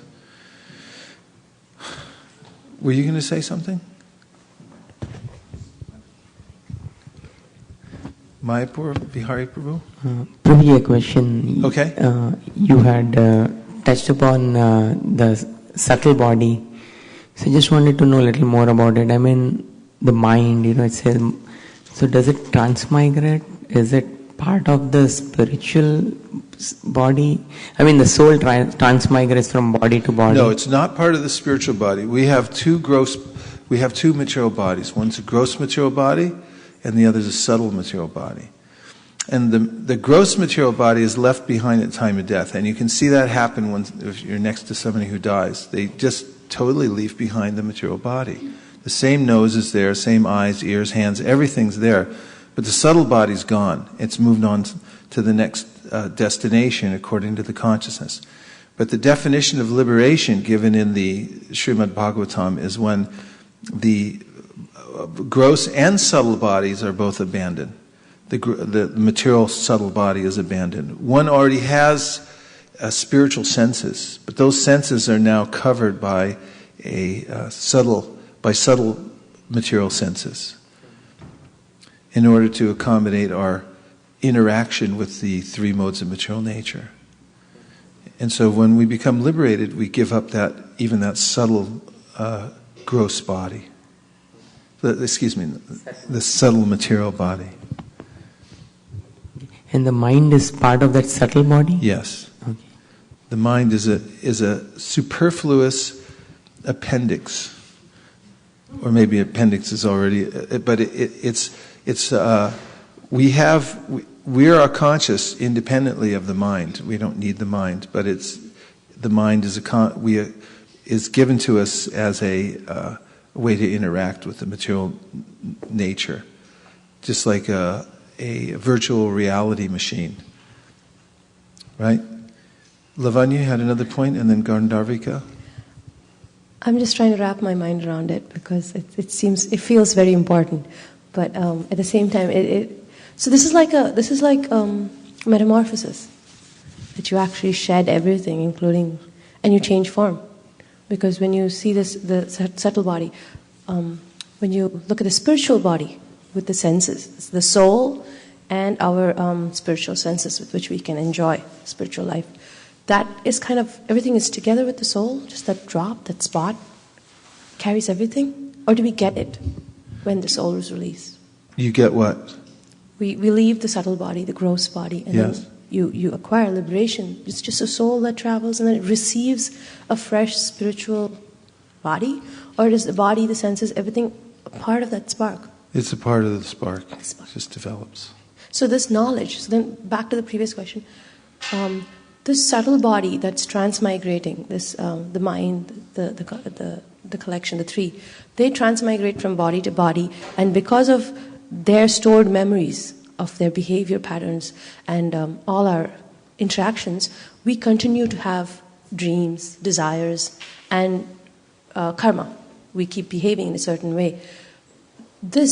When we follow Krishna consciousness, when we do japa, when we do Vaidhi Bhakti, it burns away our sins. What happens to this knowledge, this bad knowledge, this collection of our subtle mind?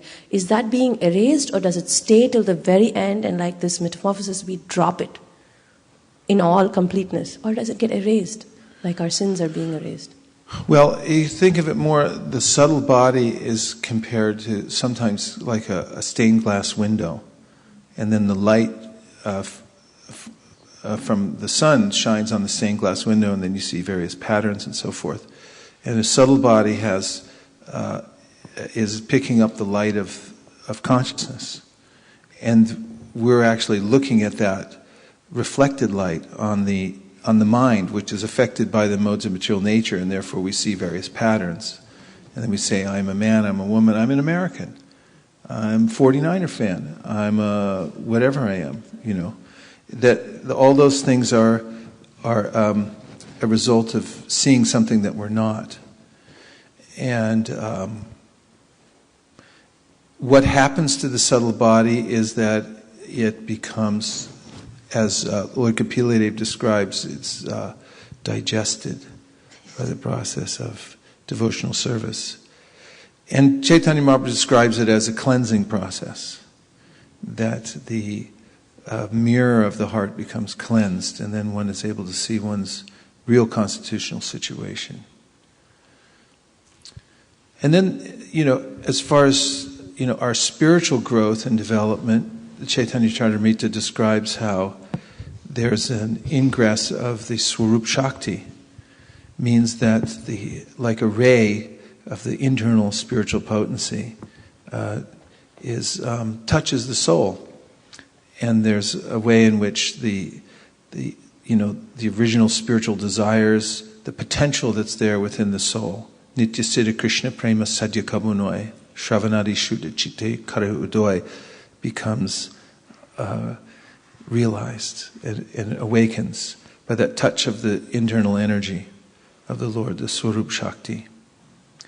And then we develop our own internal life even while living within this body. And actually the devotee doesn't have a material body. The devotee has a different kind of body. It has a sadhaka deha. Sadhaka deha is not completely a spiritual body, but it's not also a material body anymore, because it's one's surrendered to Krishna, and one's developing internally spiritually, and the material body is being maintained only for the purpose of doing service, and therefore it's a different category. And then when one gives up this even this sadhaka deha, then one attains, according to one's spiritual development, a particular kind of spiritual body. And there's a progression, a training period that takes place, because Prabhupada describes how when one leaves this material body and one takes birth in a universe where Krishna is performing his pastimes before one goes back to Godhead. Gandharvika? So Prabhuji, even materialists say how whatever the mind can conceive, it can achieve. So we read how material nature is facilitating that, even though the materialists don't see that part. But my question is, like, we are so minute and the mind is so powerful, and getting out of the mind by thinking it and focusing it on Krishna seems to be a miraculous feat that we cannot do on our own. And for that matter, we also see the differences. Like somebody can focus on Krishna with more intensity than others. So, what is the factor that really helps this minute soul to even attempt to do that difficult task of changing the mind, so that all these, it's almost like fight against the whole material nature, the mighty. It seems to be an unfair sincerity fight. Sincerity is the one ingredient that's most important. If one is sincere, then no matter what situation one's in now, one can pray with sincere feeling to Krishna. Then one can advance from any situation and become fixed in devotional service, with sincere desire. And Prahlad Maharaj said that. He said, I don't have any qualification. He said, what to do? What to do? He said, I'm overwhelmed with material desires, one after another. And he said, I come from a bad family too. I don't have any material qualification. After all, my father is Hiranyakashipu. Who's your dad anyway? Hiranyakashipu. So he said, what do I have? I don't have any qualification, but one thing he said, if you're sincere and you offer sincere prayer, then Krishna will respond. So that sincere desire has to be developed, and that we fan the spark of that sincere desire. And all advancement in devotional service is based on desire. It has nothing to do with material qualification or one's present situation within the modes of material nature. It has everything to do with one's desire. And in the advanced stages of devotional service, one's desire increases. In fact, that's the only qualification at all, laulyam. That you have this intensity of desire to achieve higher states of devotional service, become more perfected in your service and so forth. And to have a particular kind of service that you intensely ask for it. And if you intensely, sincerely ask for it with this desire in your heart, then you'll advance in devotional service.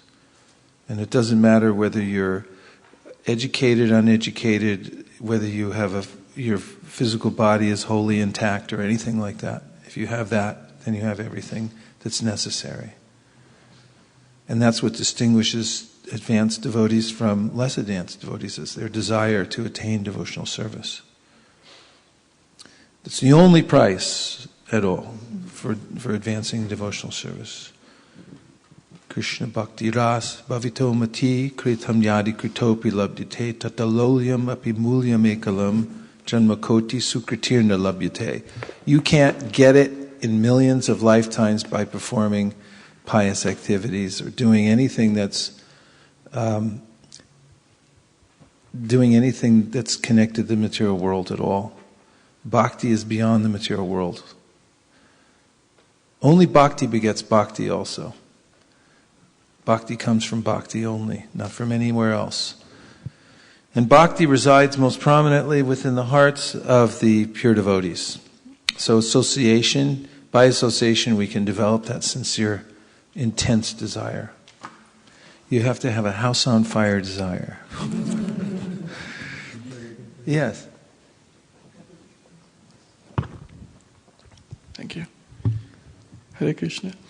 Prabhuji, Vedas have prescribed that after somebody dies, his family members and children have to do some prescribed rituals and sacrifices and fire, all those things.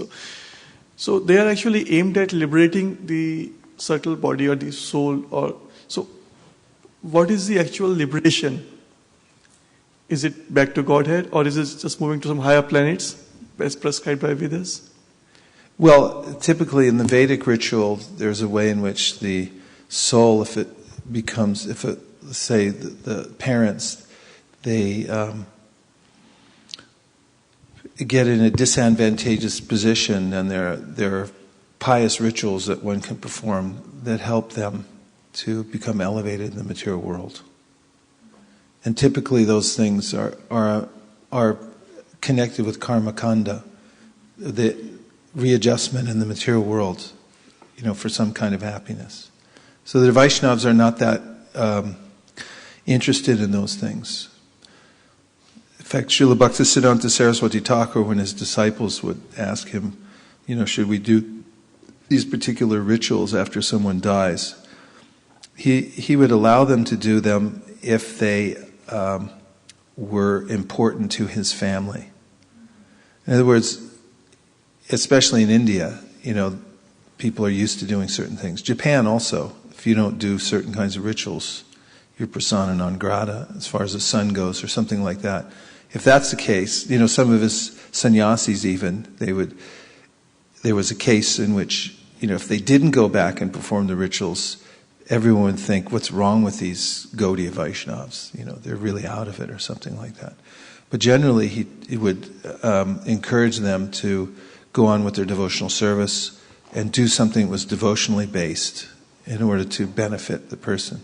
In fact, Shastra says if a son or daughter is performing devotional service and is doing Shuddha Bhakti, then he or she benefits generations before and after the person who died.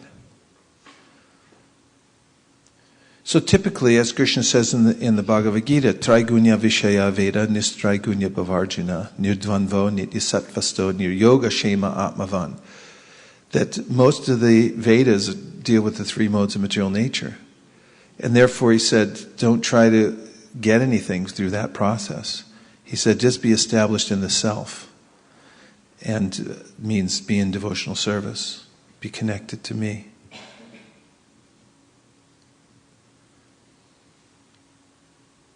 Does that help? Okay. Yes, Mayapur and Lavanya, you two are almost in sync, but...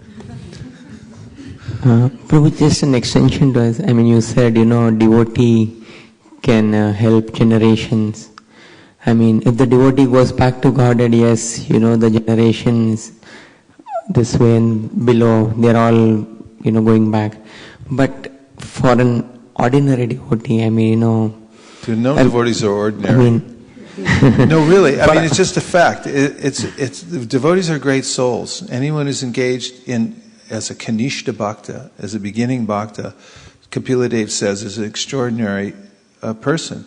It's not an ordinary thing. Manushanam sahasreshu kaschid yatiti siddhana. Yatatam api siddhanam kascham mam veti tatvatah. Many millions of people, hardly one take to the process of spiritual life. And of those who do, hardly one becomes a Vaishnava. And so even the Kanishta Vaishnavas are very elevated souls. And therefore, in our mind, we offer respects to all these Kanishta Vaishnavas, at least. So, Prabhuji, I mean, in a scenario where, the probability of a person going back to Godhead in this very lifetime is, at least for me, I don't know. So in that case, what does a person do? It's such a big deal going back to Godhead, it doesn't matter what lifetime you go back. If when someone says you're going back in 1,000,000 lifetimes, then you should start dancing in ecstasy. It's like, I'm going back to Godhead. Who cares? 1,000,000 lifetimes, nothing in eternity.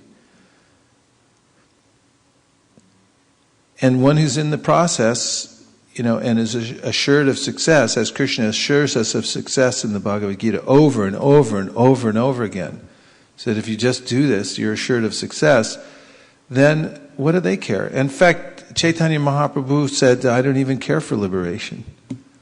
Nadanam na janam na sundarim kavitam va jagadisha kamaye mama janmani janmanishvare bhavatad bhaktira haitu kitwai. Devotees not so much thinking about what do I get, he's thinking what can I give Krishna? Because that's the realization of devotional service, of how can I serve Krishna more?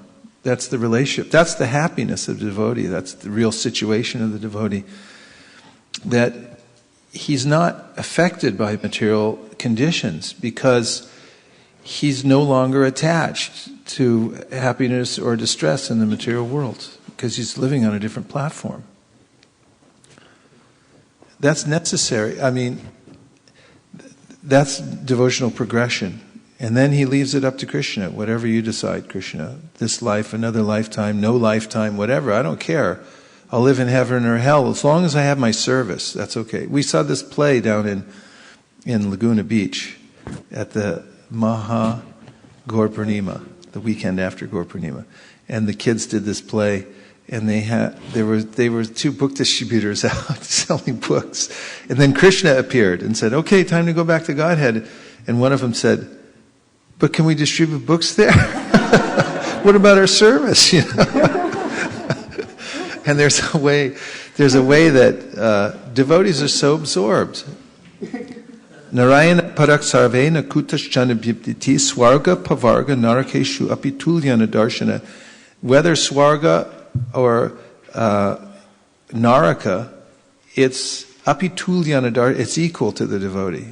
I don't care. It's up to Krishna. Whatever situation he puts me in, that's how relishable devotional service is. And however Krishna decides to situate me.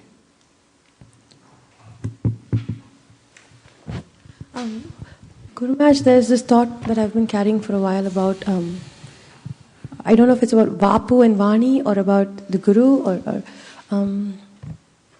Srila Prabhupada initiated almost 5,000 disciples.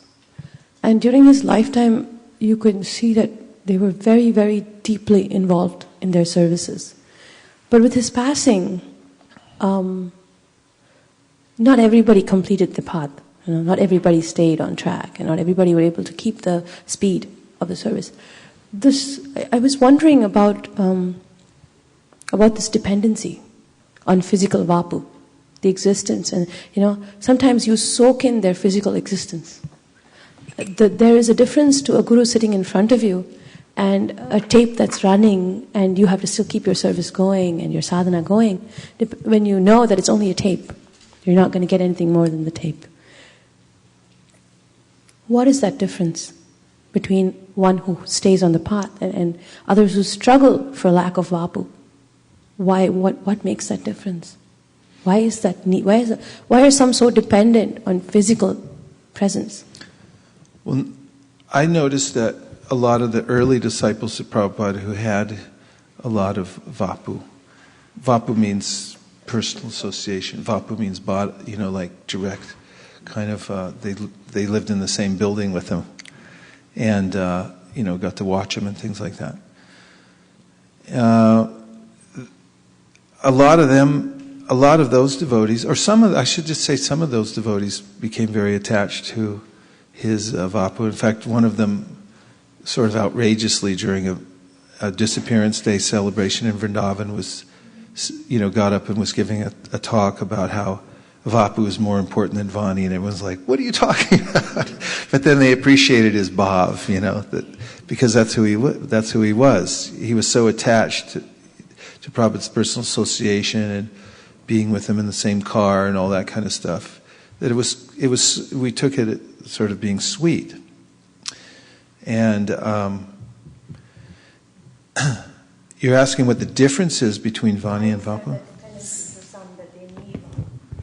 Why is there a dependency? Some need Vapu. Once he took a different form, your sadhana slips. You feel a loss of stamina. Well, this is called Tirobhava. Tirobhava means that the Guru is a kind of manifestation of Krishna in order to help us locally, because he helps us from within and from without, and in every direction he helps us. And the Guru appears locally to us in a way that seems kind of natural, that we can relate to, someone we can talk to, and is there. And the Tirobhava is an opportunity, actually. Tirobhava means the disappearance of the Guru from our vision. He reasons ill that Vaishnavas die because Vaishnavas, how does it go? He reasons ill who Vaishnavas die, for Vaishnavas die to live, and while living try to spread the holy name around. So Vaishnava, the Guru doesn't die, therefore there's, special ceremony for the disciples, the body's maintained and so forth, and put into samadhi. And then there's an opportunity at that time for the disciple to take shelter of the instructions. I mean, Prabhupada, for instance, he said 5,000 disciples, and then over and over again he kept saying, "Everything's in my books. I said everything I want to say, it's in my books, just read them." And some people didn't do that. They didn't read the books. In fact, he says in the Chaitanya Charitamrita that if you don't read all of the books, then you'll take to eating, sleeping, and you'll fall down again. So the Tirobhav is an opportunity for the disciple then to take full advantage of the instruction that's left by the Guru, and to fill that gap and actually be able to become mature, by taking the instruction and so forth. And there could be a way in which, in the physical presence, one doesn't take it as seriously, as a matter of survival, to hold on to the instruction of the spiritual master. And early on, when Prabhupada was nurturing these very young devotees, and then he would say, "I'm going to California." And they go, you can't go to California. What are we going to do? He goes, you'll have to do what I was just doing. And they're like, how? And you're like, well, figure it out. Because Tesham satati yuktanam bhajatam priti purvakam dadami buddhi yogam tam yena mam upayanti te. Krishna is within the heart. And if one sincerely tries to follow his order and follow the order of the spiritual master, then he gets intelligence how to do that. One simply has to be sincere and go on chanting Hare Krishna. We had this similar question when Giriraj Swami was here, right? I'll tell you the answer that he gave, because I have it in my notebook. Right here in this little Jet Ace memorial book that I bought in Japan. Okay.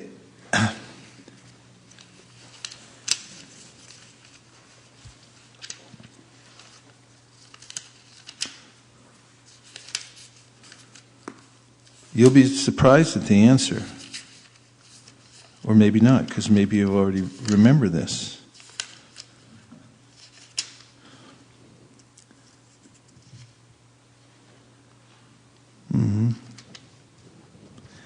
Yeah, Satsrup Maharaj asked Prabhupada, when you're no longer here, how do we answer our questions? Prabhupada, Krishna and his name are non-different. Have you realized that? That was Prabhupada's answer. So, one who goes on chanting Hare Krishna, which is the instruction, and studies the instructions of the spiritual master, it can never be without knowledge, and cannot. And then Prabhupada said, if one is sincere, one will never make a mistake. Does that mean one won't have missteps? No. But one who's sincere, even if he has missteps, will be able to take full advantage of them. And there's a book called Falling Up, written by a monk, Falling Up. And it's all about how the second half of life, once one's got the form of one's life, the container, in other words, our identity is fixed and everything like that, then what do we fill that up with? And that those who are progressive, they go on even in the face of mistakes, missteps, and so forth, and they become very strong.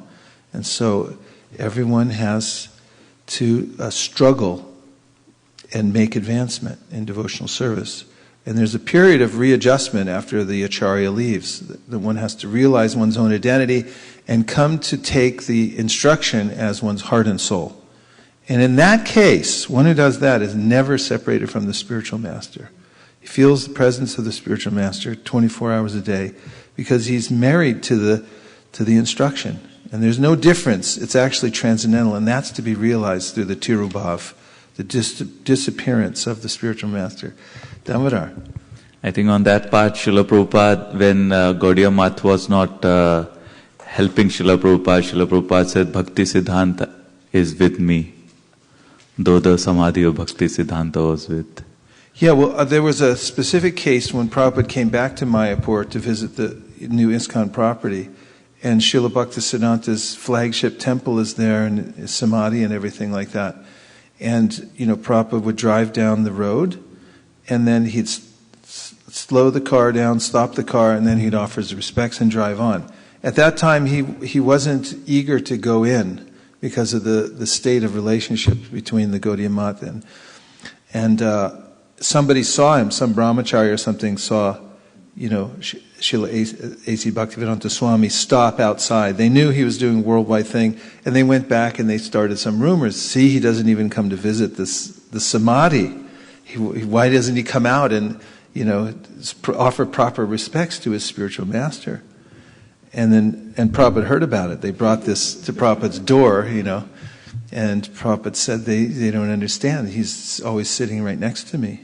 I'm never separated from it in a moment. And you can see that. Wherever Prabhupada went, he was fixed in reconstructing the order that was given by Srila Bhaktisiddhanta Saraswati Thakur.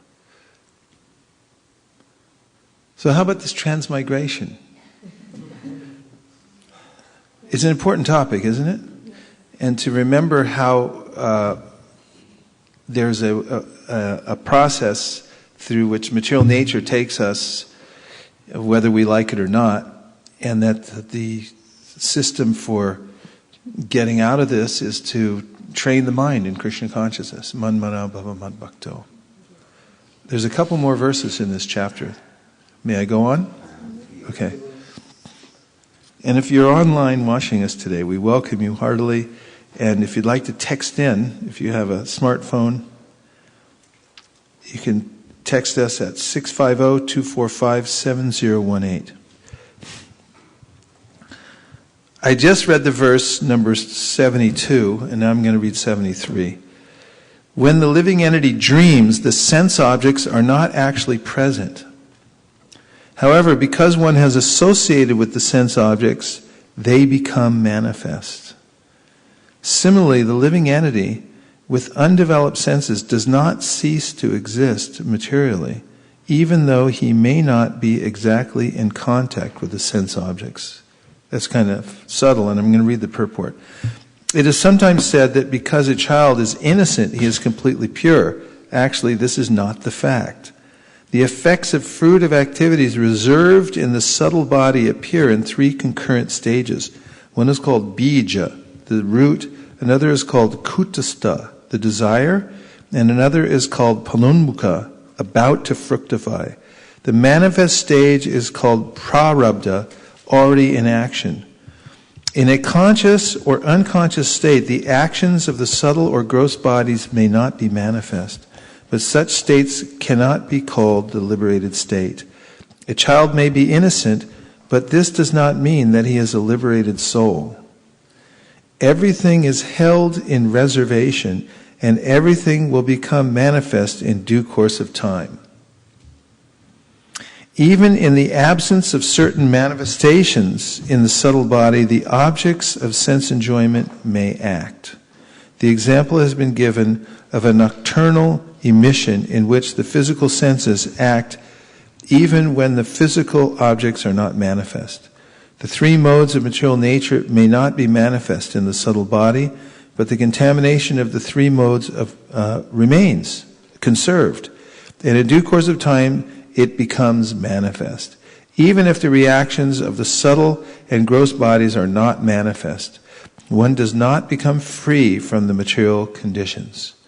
Therefore, it is wrong to say that a child is as good as a liberated soul. And people used to say that all the time. But now we know. 74. The five sense objects, the five sense organs, the five knowledge-acquiring senses, and the mind are the 16 material expansions. These combine with the living entity and are influenced by the three modes of material nature. Thus, the existence of the conditioned soul is understood. By virtue of the process of the subtle body, the living entity develops and gives up gross bodies. This is known as the transmigration of the soul. Thus, the soul becomes subjected to different types of so-called enjoyment, lamentation, fear, happiness, and unhappiness. The caterpillar transports itself from one leaf to another by capturing one leaf before giving up the other. Similarly, according to his previous work, the living entity must capture another body before giving up the one he has. This is because the mind is the reservoir of all kinds of desires. As long as we desire to enjoy sense gratification, we create material activities. When the living entity acts in the material field, he enjoys the senses, and while enjoying the senses, he creates another series of material activities. In this way, the living entity becomes entrapped as a conditioned soul. You should always know that this cosmic manifestation is created, maintained, and annihilated by the will of the Supreme Personality of Godhead. Consequently, everything within this cosmic manifestation is under the control of the Lord. To be enlightened by this perfect knowledge, one should always engage himself in the devotional service of the Lord.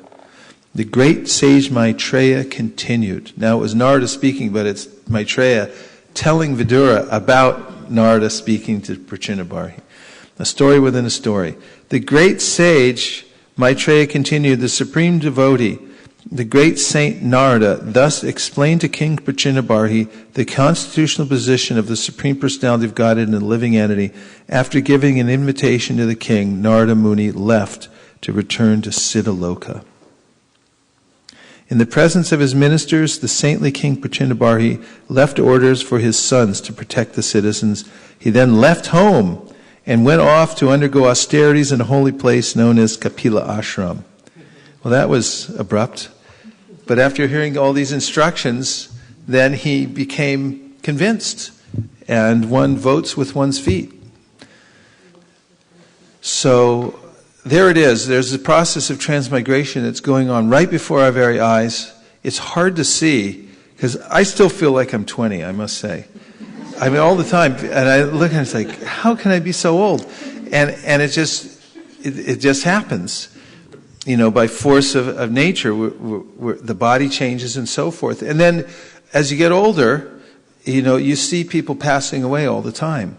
And you notice that everything's changing.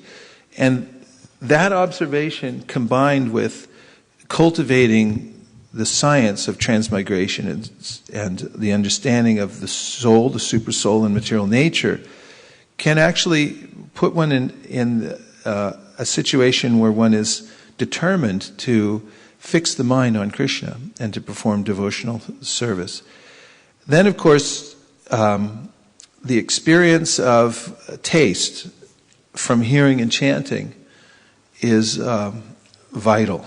One must have this experience by hearing and experience it from oneself, kind of addiction, you know, to hearing. The senses become eager. The ear becomes eager to hear about Krishna and so forth, and not repulsed by it.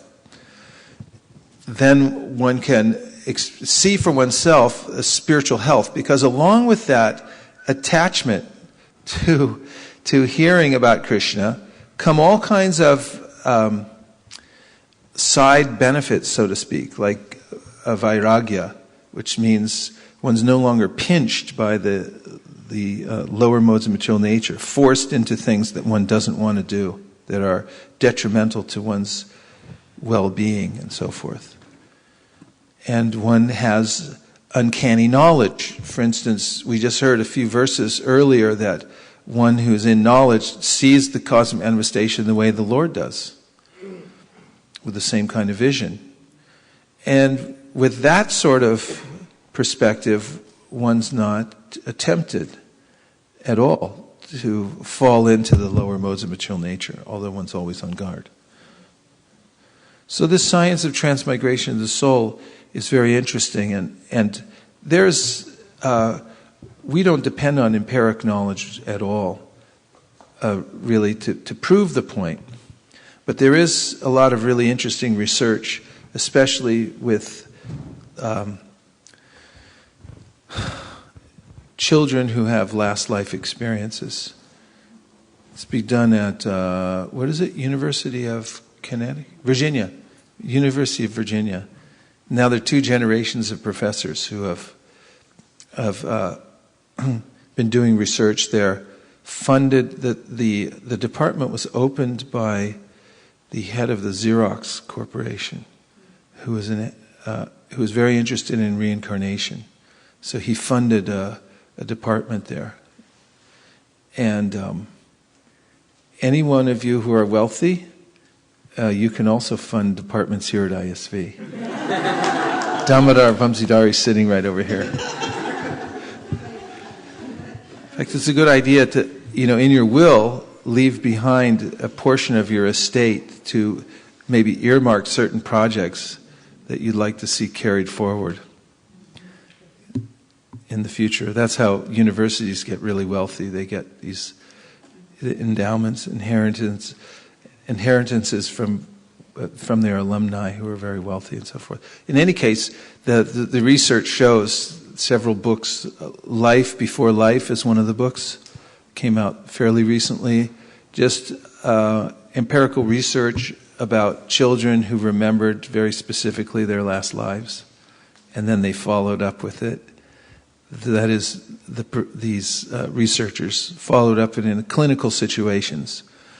They're not advocates of reincarnation, they're scientists, and they scientifically study what these children had said, and they give the findings. The data are all there, showing how they have precise remembrances of places they were in their previous lives and so forth. The address, the people they lived with, the landscape, how they were killed in their last life and so forth. Things like that. So, anyway, we can hear through the Shastra, we can understand that this process of transmigration is going on. And Krishna gives the remedy, which is to remember him. And Lord Chaitanya Mahaprabhu says, constantly chant Hare Krishna. Any other comments about transmigration or anything else? There's a Hari Bol. Who Hari Boled us? Rajesh Prabhu from Saudi Arabia.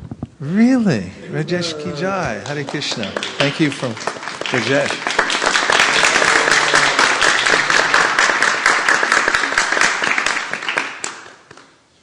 That's a nice feeling to be connected to the devotees in Saudi.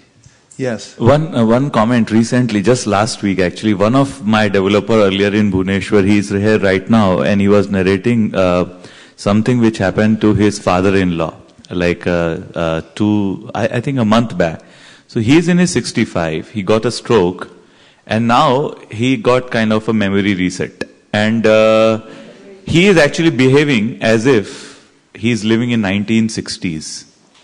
And he used to work in a electronic manufacturing, like they were creating this generators and all. That time it was like the high techs of what people are doing now.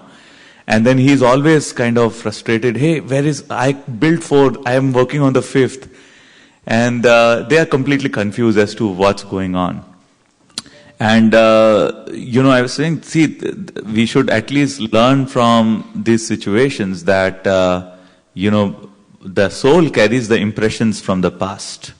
And we have to be very careful. So I was trying to tell him, but instead of people understanding the subtleties of what's going on, they're trying to fix the, all kinds of strong doses they are giving him. I was thinking, all so-called medical practitioners, like they have absolutely no clue on this, impressions of the soul, and they are trying to, make it a disease basically. Yeah.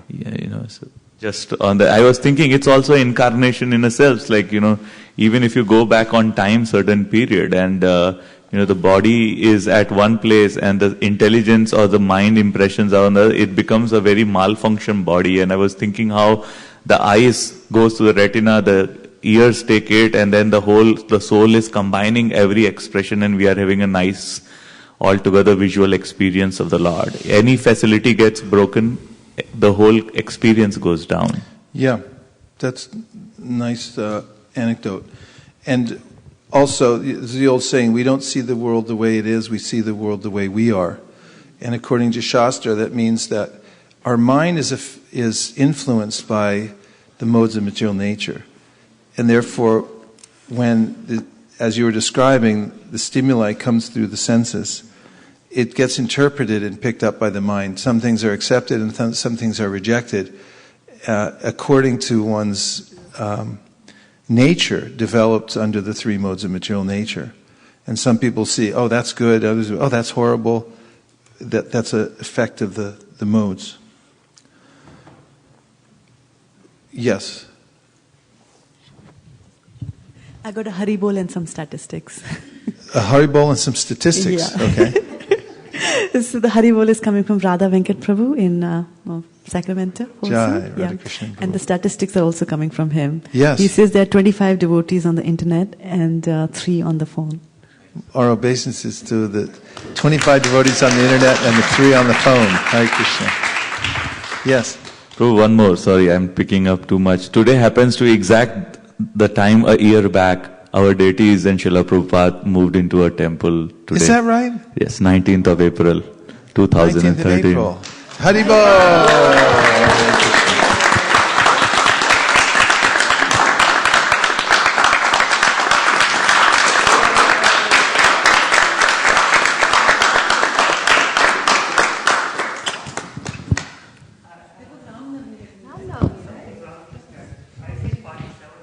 Very good.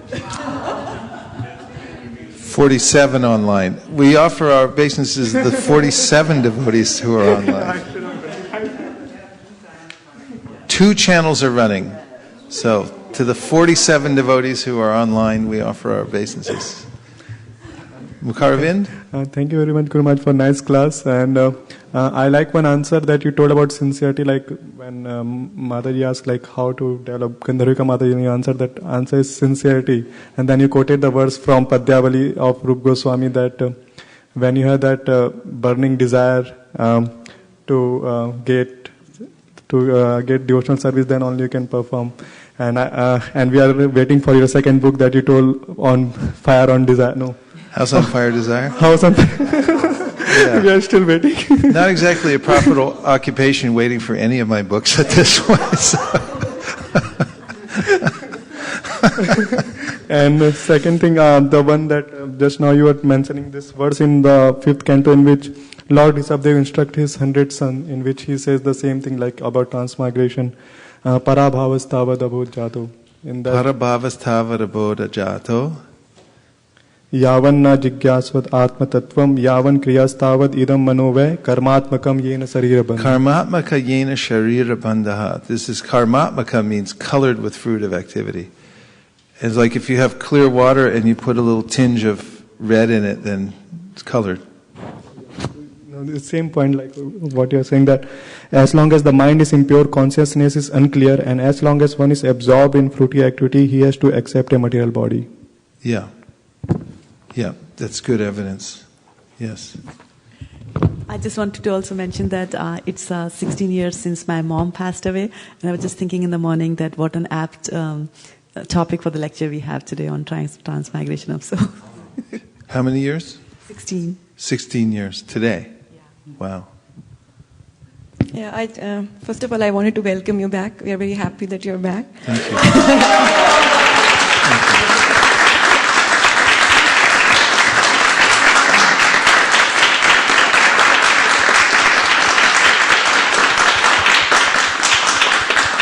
Just if I can respond to that before you say something else, I'm happier than you can imagine to be back. I feel really torn, honestly, really torn to be in various places. I didn't even know how it happened, to be honest with you. And when you welcome me back like that, I feel so well adjusted and happy, because this is really, my spiritual home and family and everything like that. So I thank you very much. Thank you. So I just wanted to comment. Initially, we were reading about Kapila Dev speaking to his mother Devahuti, how the child within the mother's womb, how he's going from like every month he's describing the changes it's going through every month, and then towards the end when he's about to come out, he's in a state of repentance, and he wants to he doesn't want to get out, and I'm forgetting exactly what I wanted to say. He feels in a situation where he wants to be saved. He cries out to the Lord, "Save me!" And you said that the same situation we can attain by chanting Hare Krishna. So that kind of I'm taking it back with me. Yeah, that would be really intense chanting. That's the kind of chanting that really helps us to advance. If we're doing Namabhas, where we're distracted in our chanting and not fully praying in that kind of helpless situation, then the progress can be very slow. But if we develop this kind of intensity of chanting, that we realize our helplessness and so forth, like the child in the womb, we can revert back to that consciousness and understand the precarious situation that we're in, then we'll advance very quickly by the chanting. Thank you. Thank you very much. Other comments? One point I wanted to add, with the depression and all, so many mental, due to reincarnation that we carry from our previous births. I was just thinking related to chanting, and also as you said about offering prayers, how all these samskaras make deep impressions in the brain, but if we offer prayers with sincerity, all those, and by chanting very sincerely, all those impressions are wiped off. So it's such a powerful process that we don't need to spend so much money and like taking drugs and all that, but simply by offering a prayer sincerely, Paramatma wipes off all the things, and it's a great real relief for all the stress, anxiety, depression, even materially. So I just thought I'll add that point. That's a good point. I just, as a comment to what you just said, there may be cases in which those who have,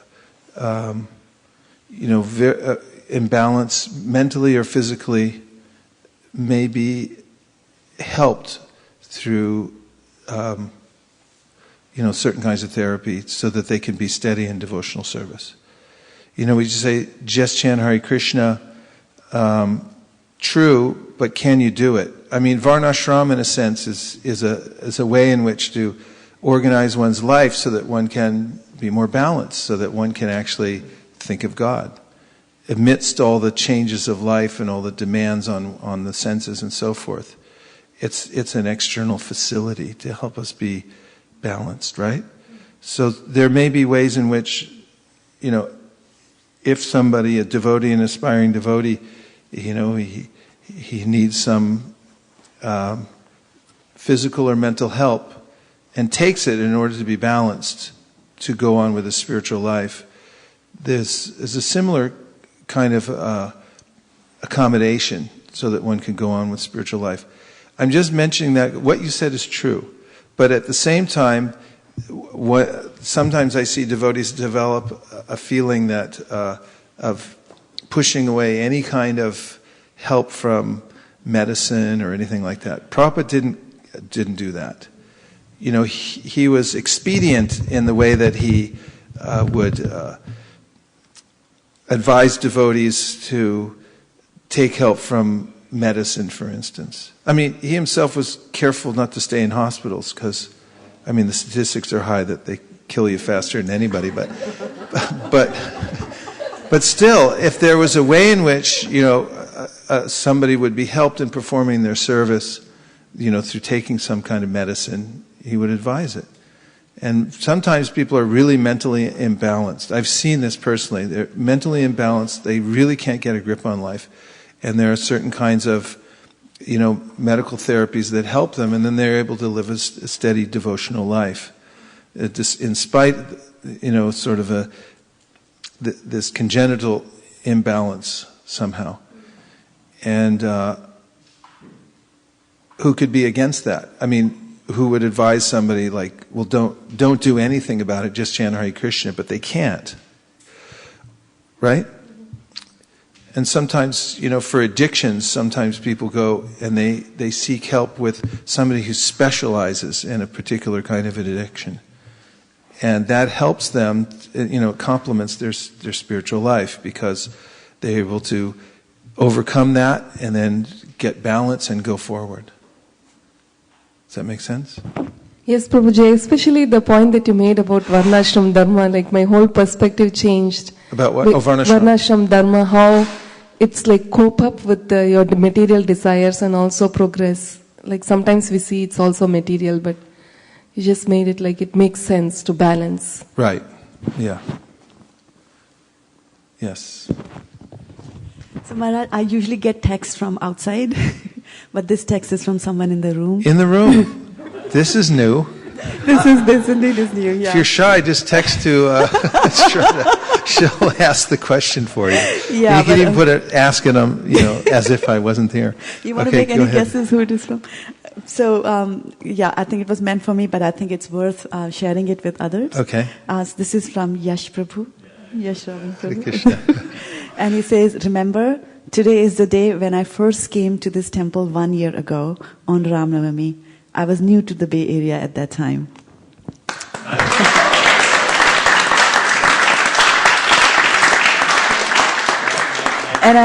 And I wanted to add that, in the past 1 year, I've had several occasions to talk with Yash Prabhu, and I've asked him to do certain services, and he's always been very prompt. He's a very good photographer, and he does photography and the post work as well, which is processing the pictures. He took a lot of pictures on Gaur Purnima, and it was dead in the night, 12:30. He was texting me to say, like, hey, they are loaded.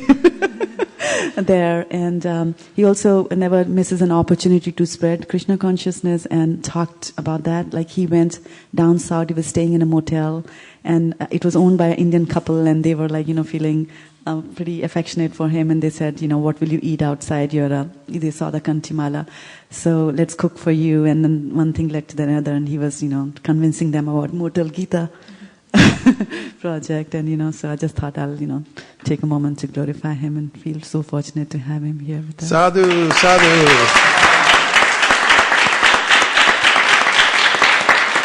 Hare Krishna. Thank you very much, Maharaj and all the devotees here. It's been a great pleasure staying with you here for it's first anniversary here.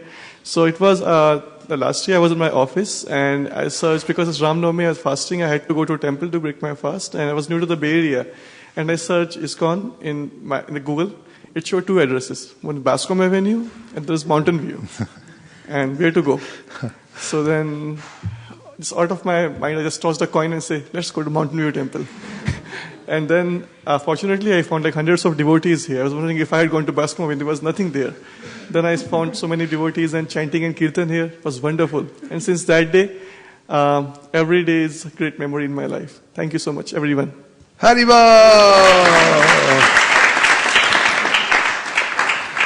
Thank you, everyone, for coming on a Saturday morning.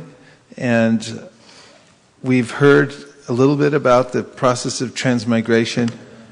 Hopefully enough to increase the intensity of our chanting and our endeavor to have regulated ways of hearing about Krishna, so we can form our mind, subtle body in such a way that we always remember Him. There are only two rules in devotional service, of which all other rules are the servants, and that is, one should always remember Krishna and never forget Krishna. And that forms the very center of all the processes of devotional service. So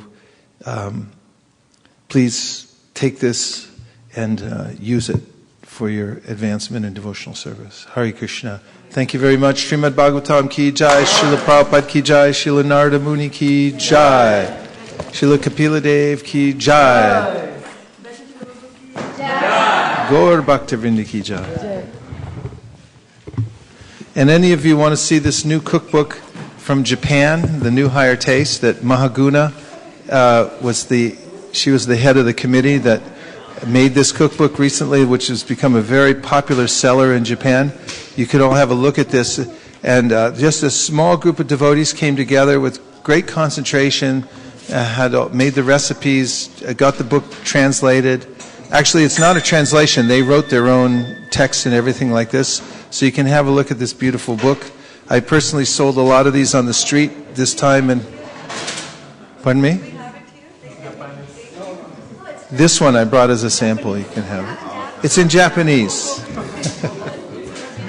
We can have it retranslated back into English.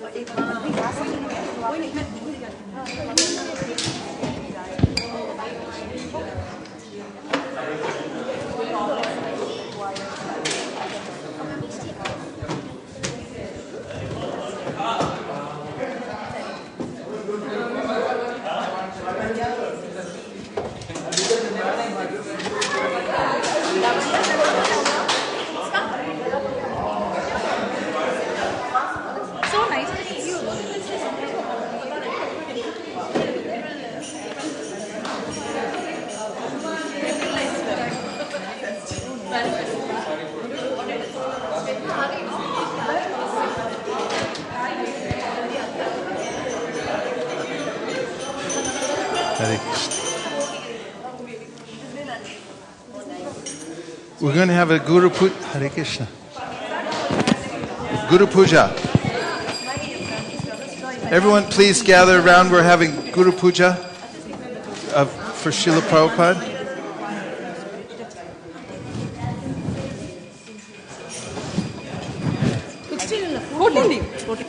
Email करना वो shloka please. 14. I will email you.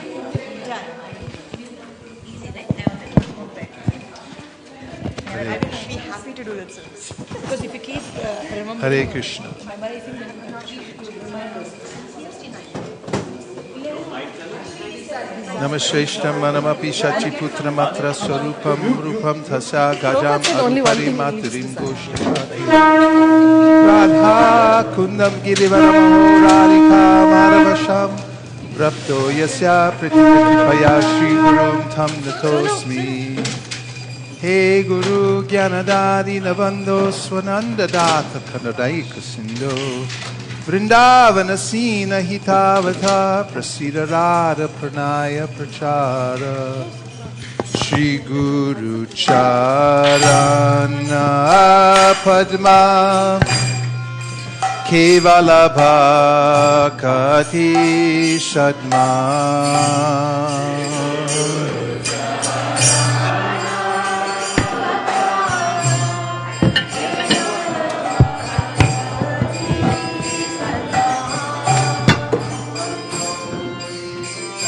Avadana Mate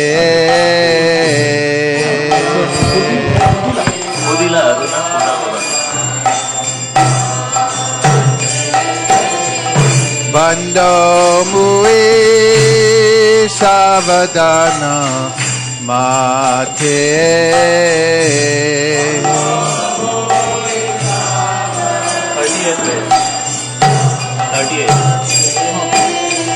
Jahara prashade bhai bhavato priyaja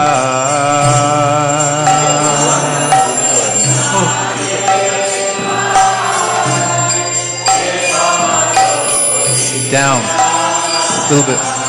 Krishna prapti hoy jaha hoy the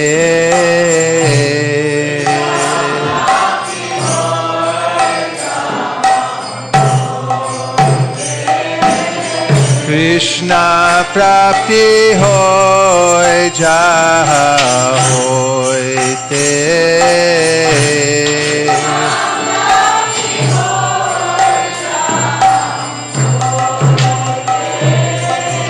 For those of you who don't know the words, they're up on the screen now.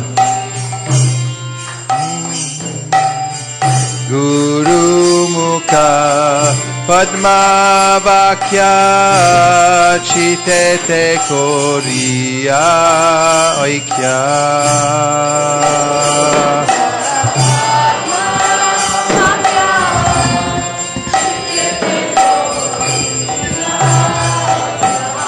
Arna kori ho mane asha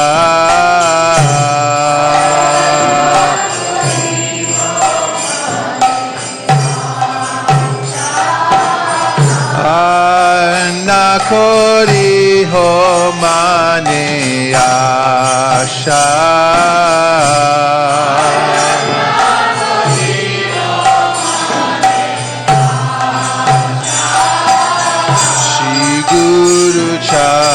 Rane rati esheyu tamagati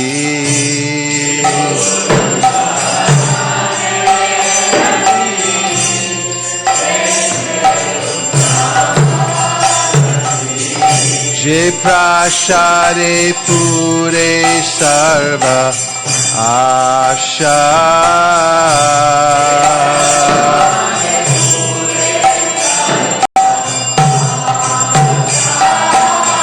Je prashade pure sarva asha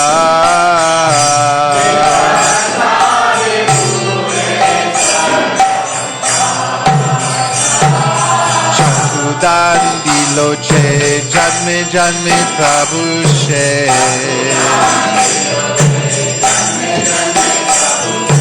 Divya ज्ञान हृदय प्रकाशित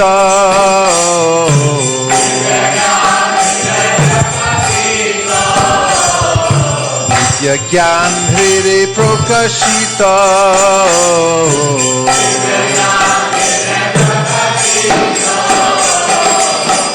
प्रेमा भक्ति जहा होते अविद्या विनाश जाते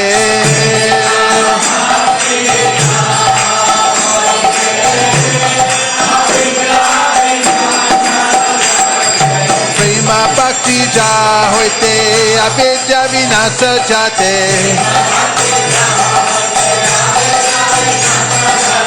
Diri Gai Chahara Charita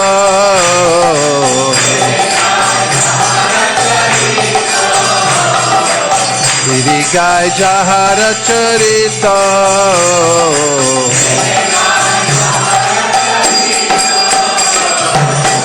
Shri Guru Karuna Sindhu Adama Janara Bandhu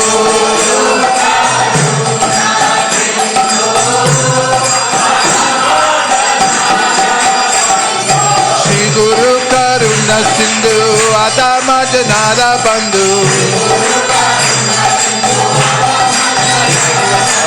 Lokana Lokera Jivana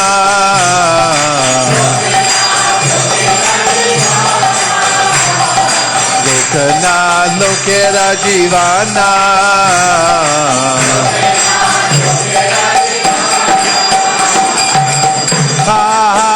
Prabhu Kora Doya De Amore Para Chaya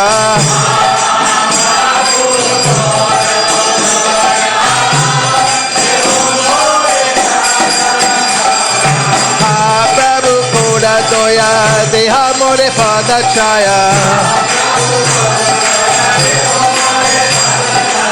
Ibijashki Shikti Bhuvana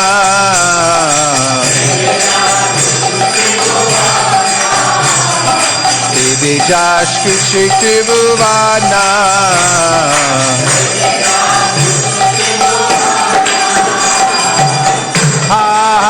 Prabhu Kora Doya De Amore Para Chaya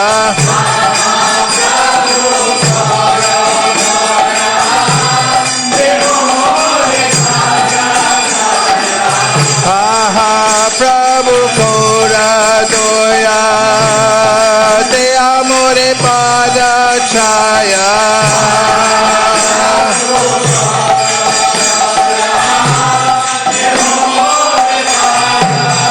Jaya Prabhupada Prabhupada Prabhupada Jaya Prabhupada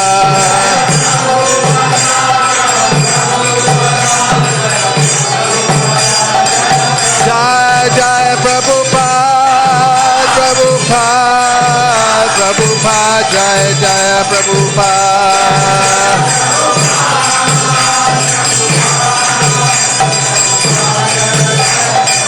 Jai Jai Prabhupada Prabhupada Prabhupada Jai Jai Prabhupada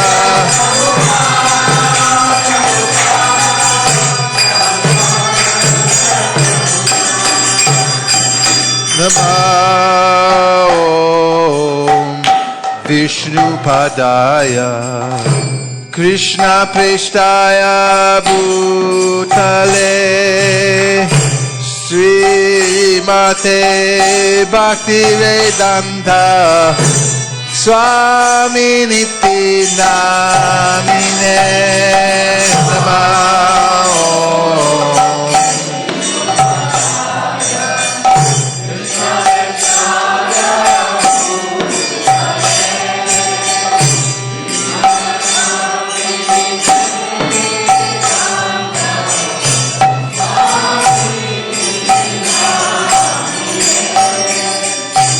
Namaste Saraswate Deve Gauravani Pracharine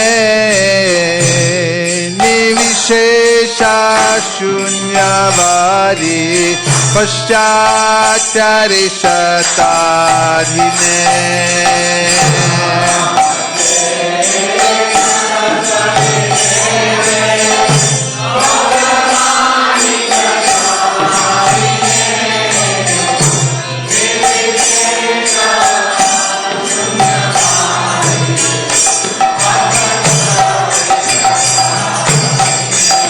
Jaya Shri Krishna Chaitanya Prabhu Nityananda Shri Advaita Gadadhar Shivasari Gaur Bhakta Vrinda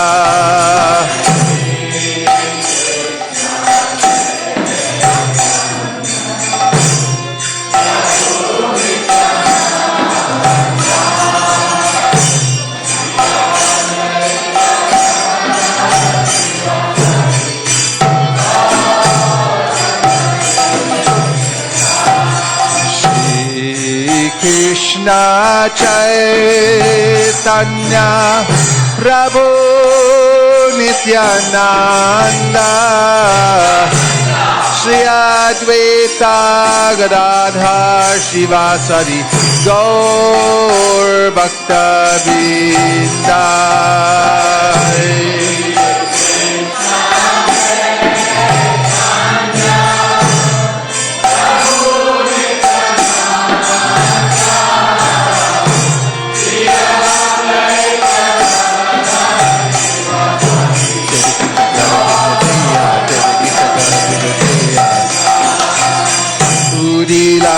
Aruna Purabhavage Dvijamani Gaura Mani Jage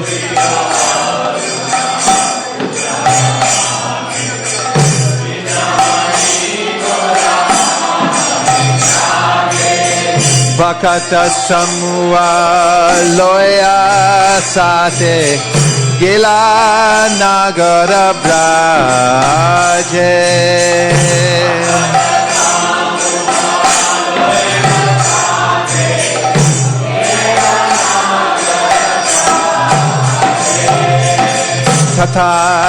Tatai Bhajalo Khol Gana Gana Tai Janjeraro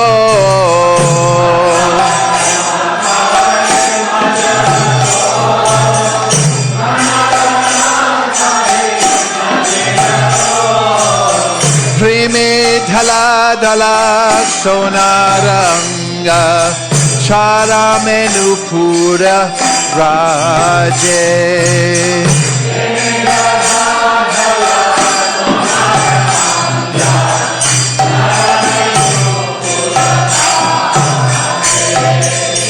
Mukunda Madhava Jadava Hari Bole na bolo re vadana bori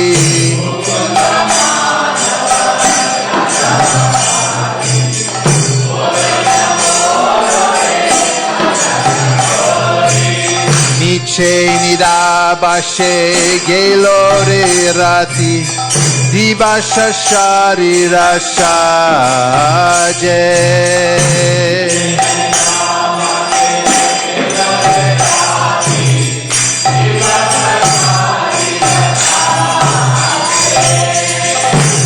Manadulaba manava deho paya ki koro baba nakeo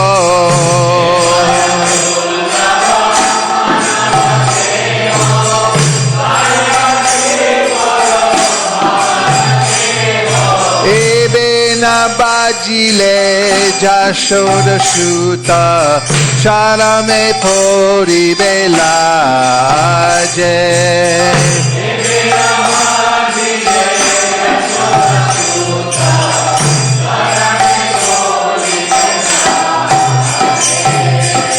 Urita tapana hoile asta dina gelo bole hoibe piasta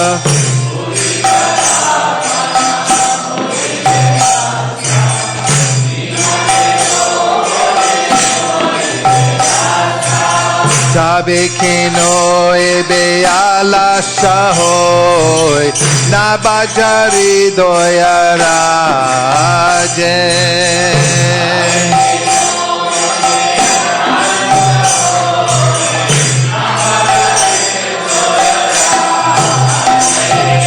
Jivana nitya janahasa Thai lala vira viparaba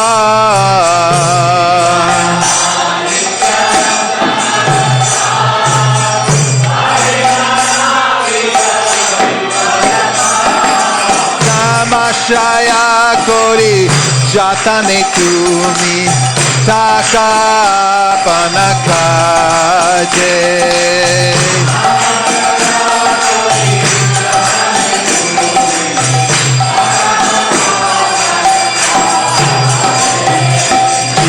Vera kalyana sadhanaka Jagate asiye madhuryana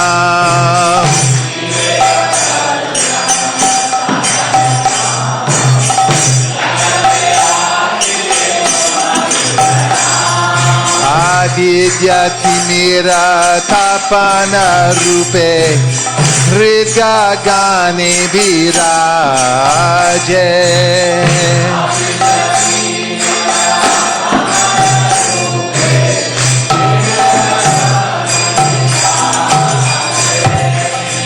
Krishna nam shudha kori apan Jura bakati vinora pran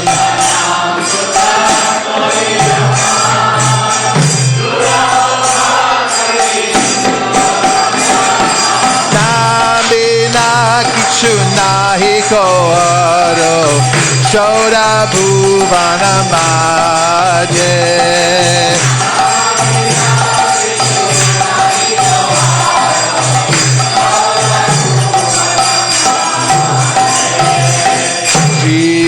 Jago, Jeev Jago, Gaura Chandra bole, Jeev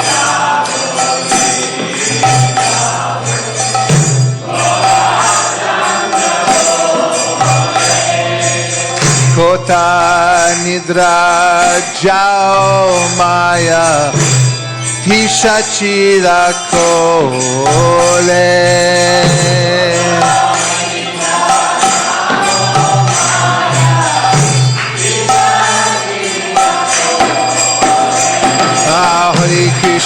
Hare Krishna Krishna Krishna Hare Hare Hare Rama Rama Rama Hare Hare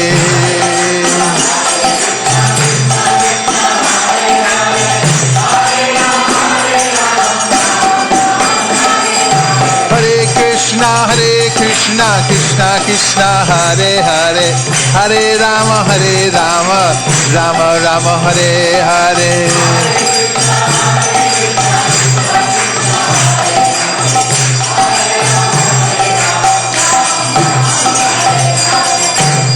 Bhajiva boliya eshe Shanshara bhitare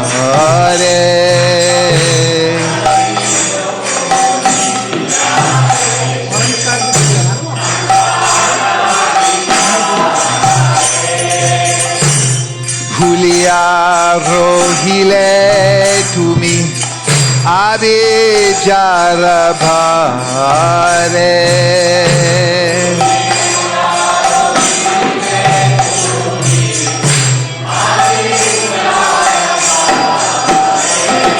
Hare Krishna Krishna Krishna Hare Hare Hare Rama Rama Rama Hare Hare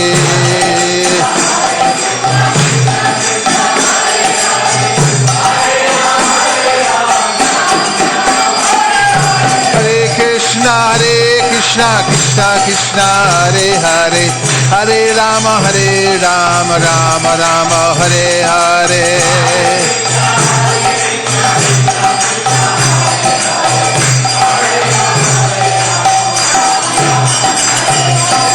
Tomare loite ami oinu avatara.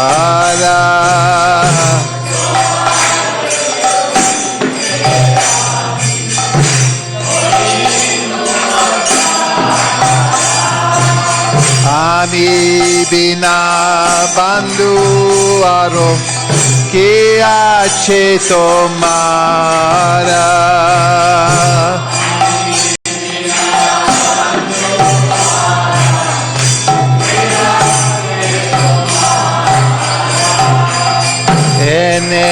Chia shauri maya nashibaro lagi.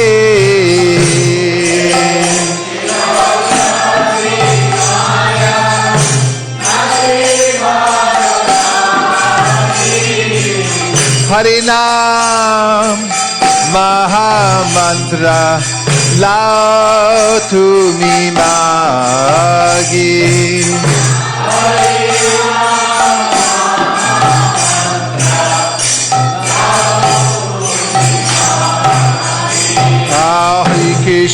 Hare Krishna, Krishna Krishna, Hare Hare, Hare Rama, Rama Rama, Hare Hare.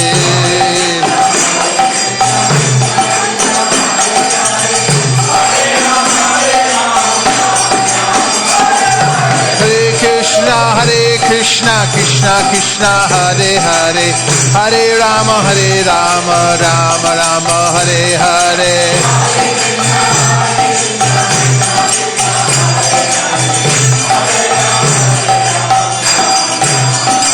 Thakur Bhakti Vinoda Prabhu Charane Poriya.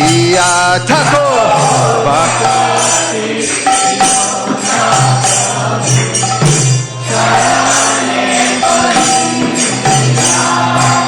She Harinama Mantra Loilo Magiya.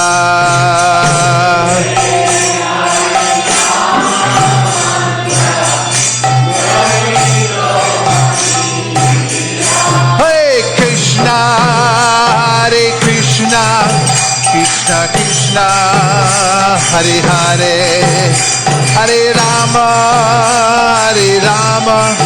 Rama Rama, Hare Hare, Hare Krishna.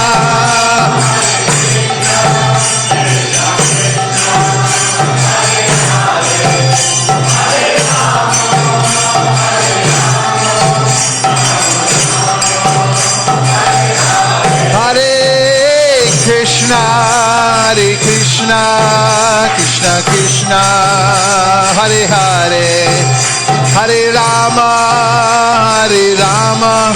Rama Rama, Hare Hare, Hare Krishna.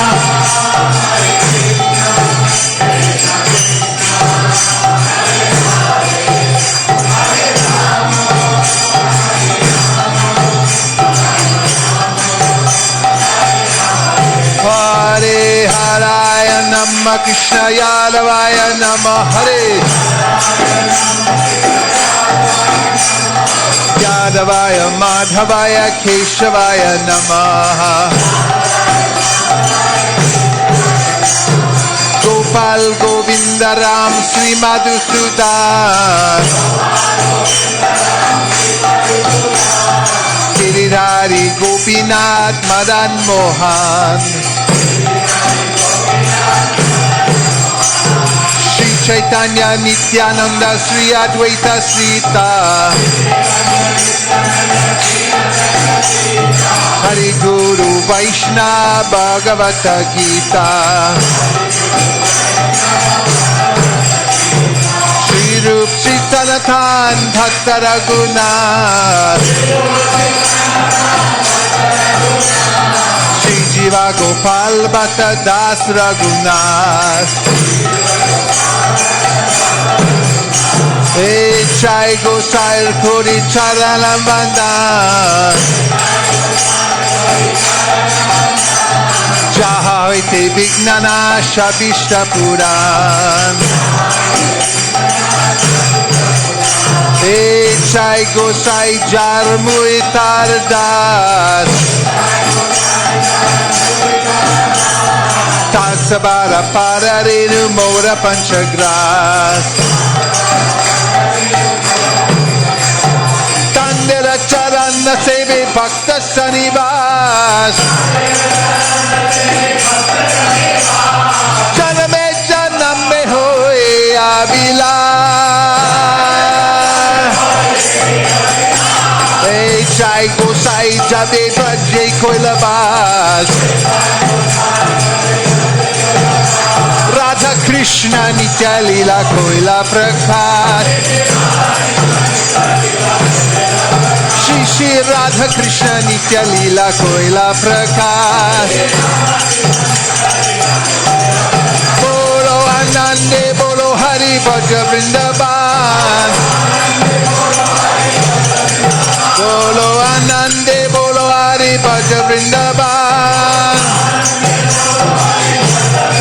Bolo Anande Bolo Hari Bhaja Vrindavan. Bhaja Vrindavan, Bhaja Vrindavan. Bhaja Vrindavan, Bhaja Vrindavan. Bolo Anande Bolo Hari Bhaja Vrindavan. Shri Guru Vaishnava Pade Mojamiyaman. Shri Guru Vaishnava Pad Padma Koreyas. Hari Nam Sankirtan Kohe Narotamodas.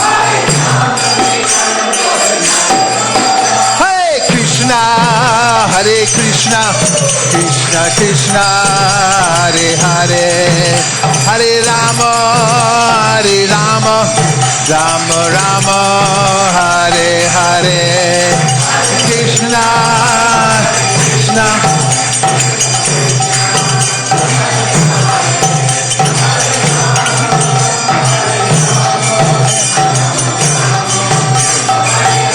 Hare Krishna, Hare Krishna, Krishna Krishna, Hare Hare, Hare Rama, Hare Rama, Rama Rama, Hare Hare.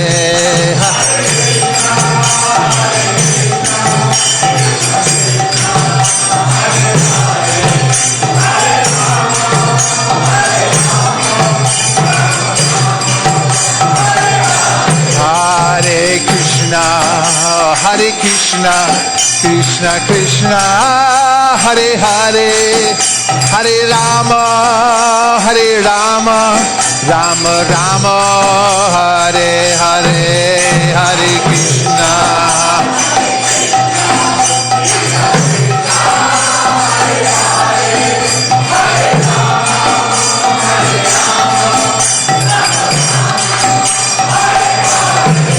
Hare Krishna, Hare Krishna, Krishna Krishna, Hare Hare, Hare Rama, Hare Rama, Rama Rama, Hare Hare, Hare Krishna.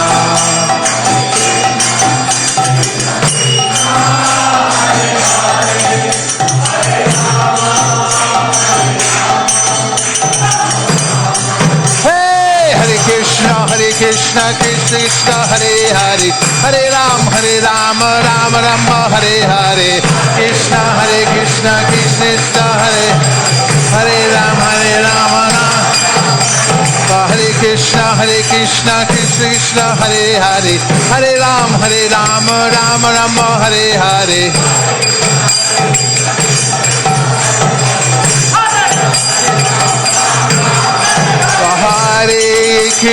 Hare Krishna, Krishna Krishna Hare Hare Hare Rama Rama Rama Hare Hare Hare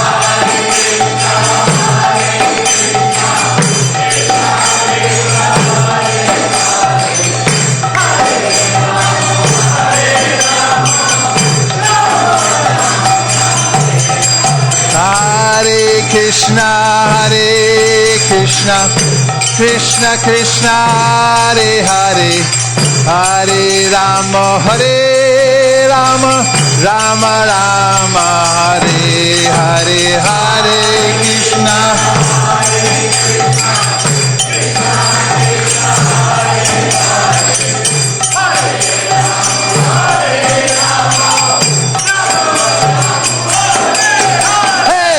Krishna Krishna Krishna Hare Hare Hare Ram Ram Ram Hare Hare Krishna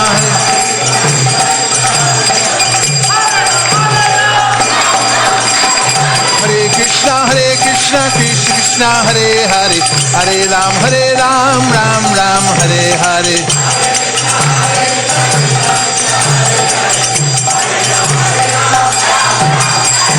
Govinda Jai Jai Gopala Jai Jai Govinda Jai Jai Gopala Jai Jai Radha Ramana Hare Govinda Jai Jai Radha Ramana Hare Govinda Jai Jai Bhajare Bhaja Govinda Gopala Hare Hey Bhaja Govinda Gopala Bhajare Hey Bhaja Govinda Gopala Hare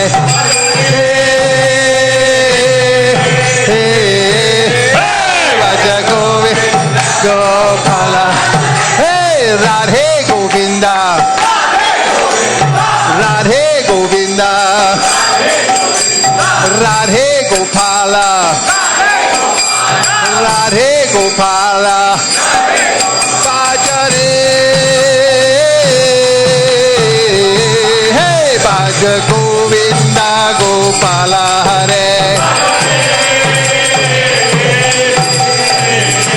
Hey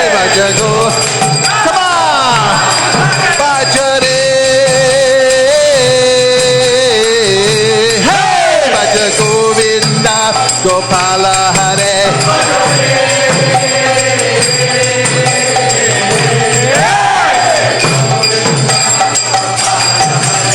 Radhe Govinda Govinda Radhe Gopala Radhe Gopala Radhe Govinda Radhe Govinda Radha Vrindavan Chandra Radha Vrindavan Chandra Radha Gopa Vallabha Radha Gopa Vindapha Radha Gopinath Radha Gopinath Radha Madan Mohan Radha Madan Mohan Radha Madan Gopala Radha Madan Gopala Radha Shirachara Gopinath Radha Kirchor Gopinath Radha Radha Kanta Radha Radha Kanta Radha Radhika Ramana Rama Shama Sundar Oh Radha Shama Sundar Radha Kunja Vihar Oh Radha Kunja Vihar Radha Radha Natha Radha Radha Parishishwara Radha Vallabha Radha Gopinatha Radha Gopinatha Radha Madan Mohan Radha Madan Mohan Radha Madhava Radha Madhava Radha Nila Madhava Radha Nila Madhava Radha Shama Sundar Radha Shama Sundar Radha Govardhan Hari Radha Giridhar Rukmini Dwarkadish Rukmini Dwarkadish Radha Kunja Vihari Radha Kunja Vihari Kishore Kishori, Kishore Kishore, Radha Kunja Bihari, Radha Kunja Vihare, Radha Radhana, Radha Ramana, Radha Raman, Radha Ramana, Radha Manohara,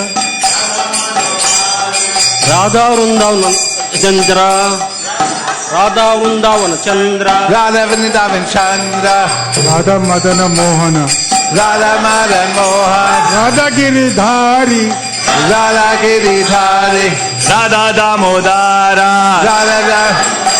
Radha Banki Bihari, Bajare, Hey Baja Govinda Gopala Hare,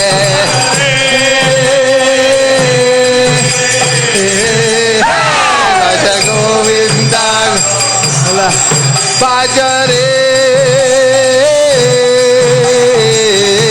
Hey Baja Govinda Gopala Hare,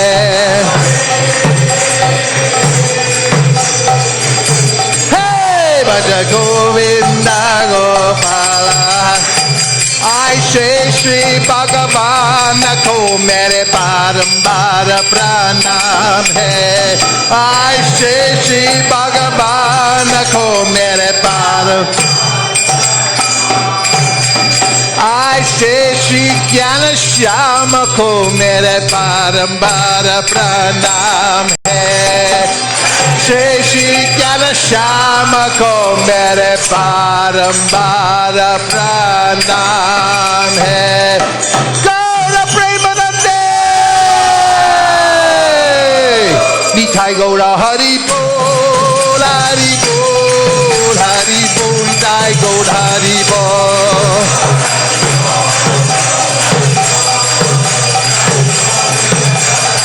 Nitai Gaura Hari Bol, Hari Bol, Hari Bol, Nitai Gaura Hari Bol.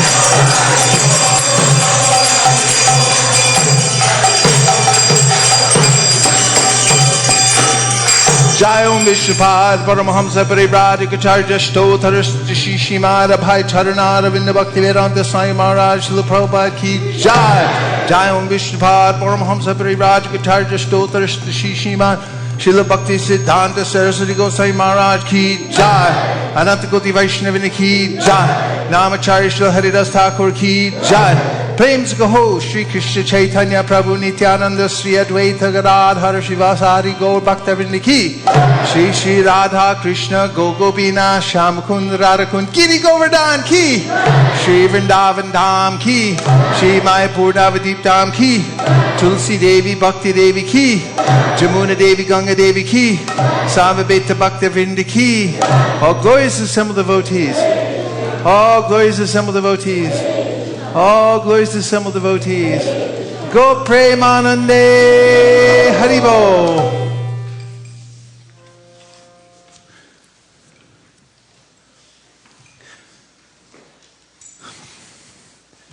Today we're going to have prasadam because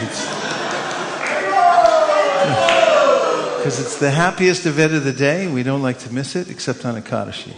So Avantika has been flown in, especially to announce what's going on in the kitchen, because we can't see. So she's descended as an avatar from the kitchen to give us information of what's going on in that spiritual realm where the devotees, every word is a song, every gate is a dance, every pot has its lid.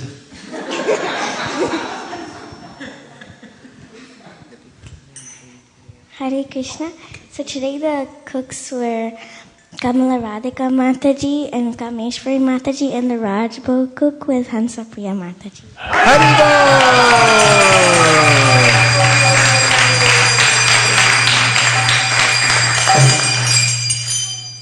And today we have ongoing Sankirtan. So I think that Shri Krishna Purushottam must be out in the parking lot somewhere loading up the boxes. If he is, he can come running in at any time. Otherwise, any announcement about Sankirtan for today? Cupertino, otherwise known as the gold mine. Okay? Going to Cupertino. Today, Sankirtan means going out door to door to meet people and give them an opportunity for Krishna consciousness, making friends everywhere in the neighborhood, leaving behind full sets of Bhagavatams. Welcome. So nice to have you here. Thank you for coming. Namaste. Namaste.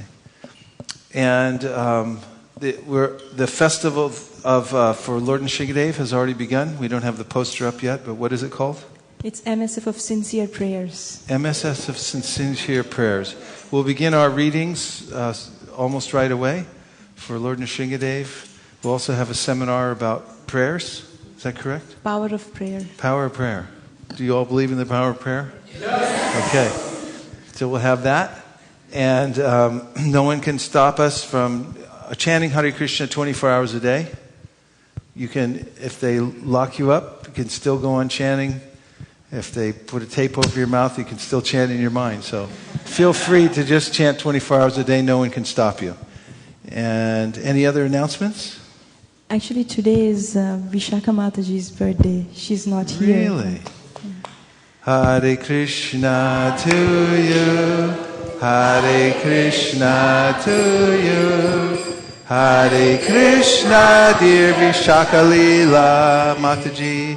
Hare Krishna to you. What a happy occasion. She came here with such a momentum that she's been carrying, almost making it seem effortless, a huge workload of service. Has brought great life to many aspects of ISV, and we're so grateful to her and Sundar Nanda Prabhu, who's also not here today because I think he's visiting his sister. Any other announcement? We welcome the film crew from, what is the TV station? INDTV USA. They've come to visit today on possibly doing a film, right? A lot of films here at ISV, so let's welcome them to...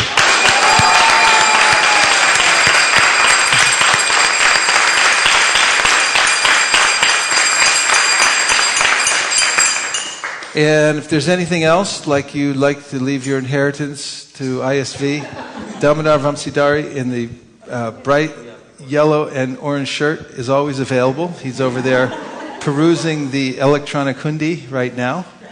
But you can talk to him about that. Better today than leave it to escrow or something or two. And now we're going to sing these prayers right before Prasadam. Sharirat Vijaja Dotembriyataika Jibe Pele Vishaya Sagare Dharma Jedi Bhayati Lobo Musi Purmati Taki Teta Katita Samsare Krishna Boda Doyama Kori Bade Vihaja Shaprasha Annadilopa Jayanamritapa Radha Krishna Gunata Preme Dako Shri Chaitanya Nita Preme Dako Shri Chaitanya Nita Mahaprasari Govinde Nama Brahmani Vaishnave Swapa Punyavatam Dajan Vishwaso Navijay Prasade Sarvadutanam Hanirasyo Vajayat Prasanate Taso Yasu Budhipaya Vatistate Bhagavat Shri Mahaprasari Ki Jai Go Premanande Nitai Gaura Hari Bol Hari Bol Hari Bol Tai Gaura Hari Bol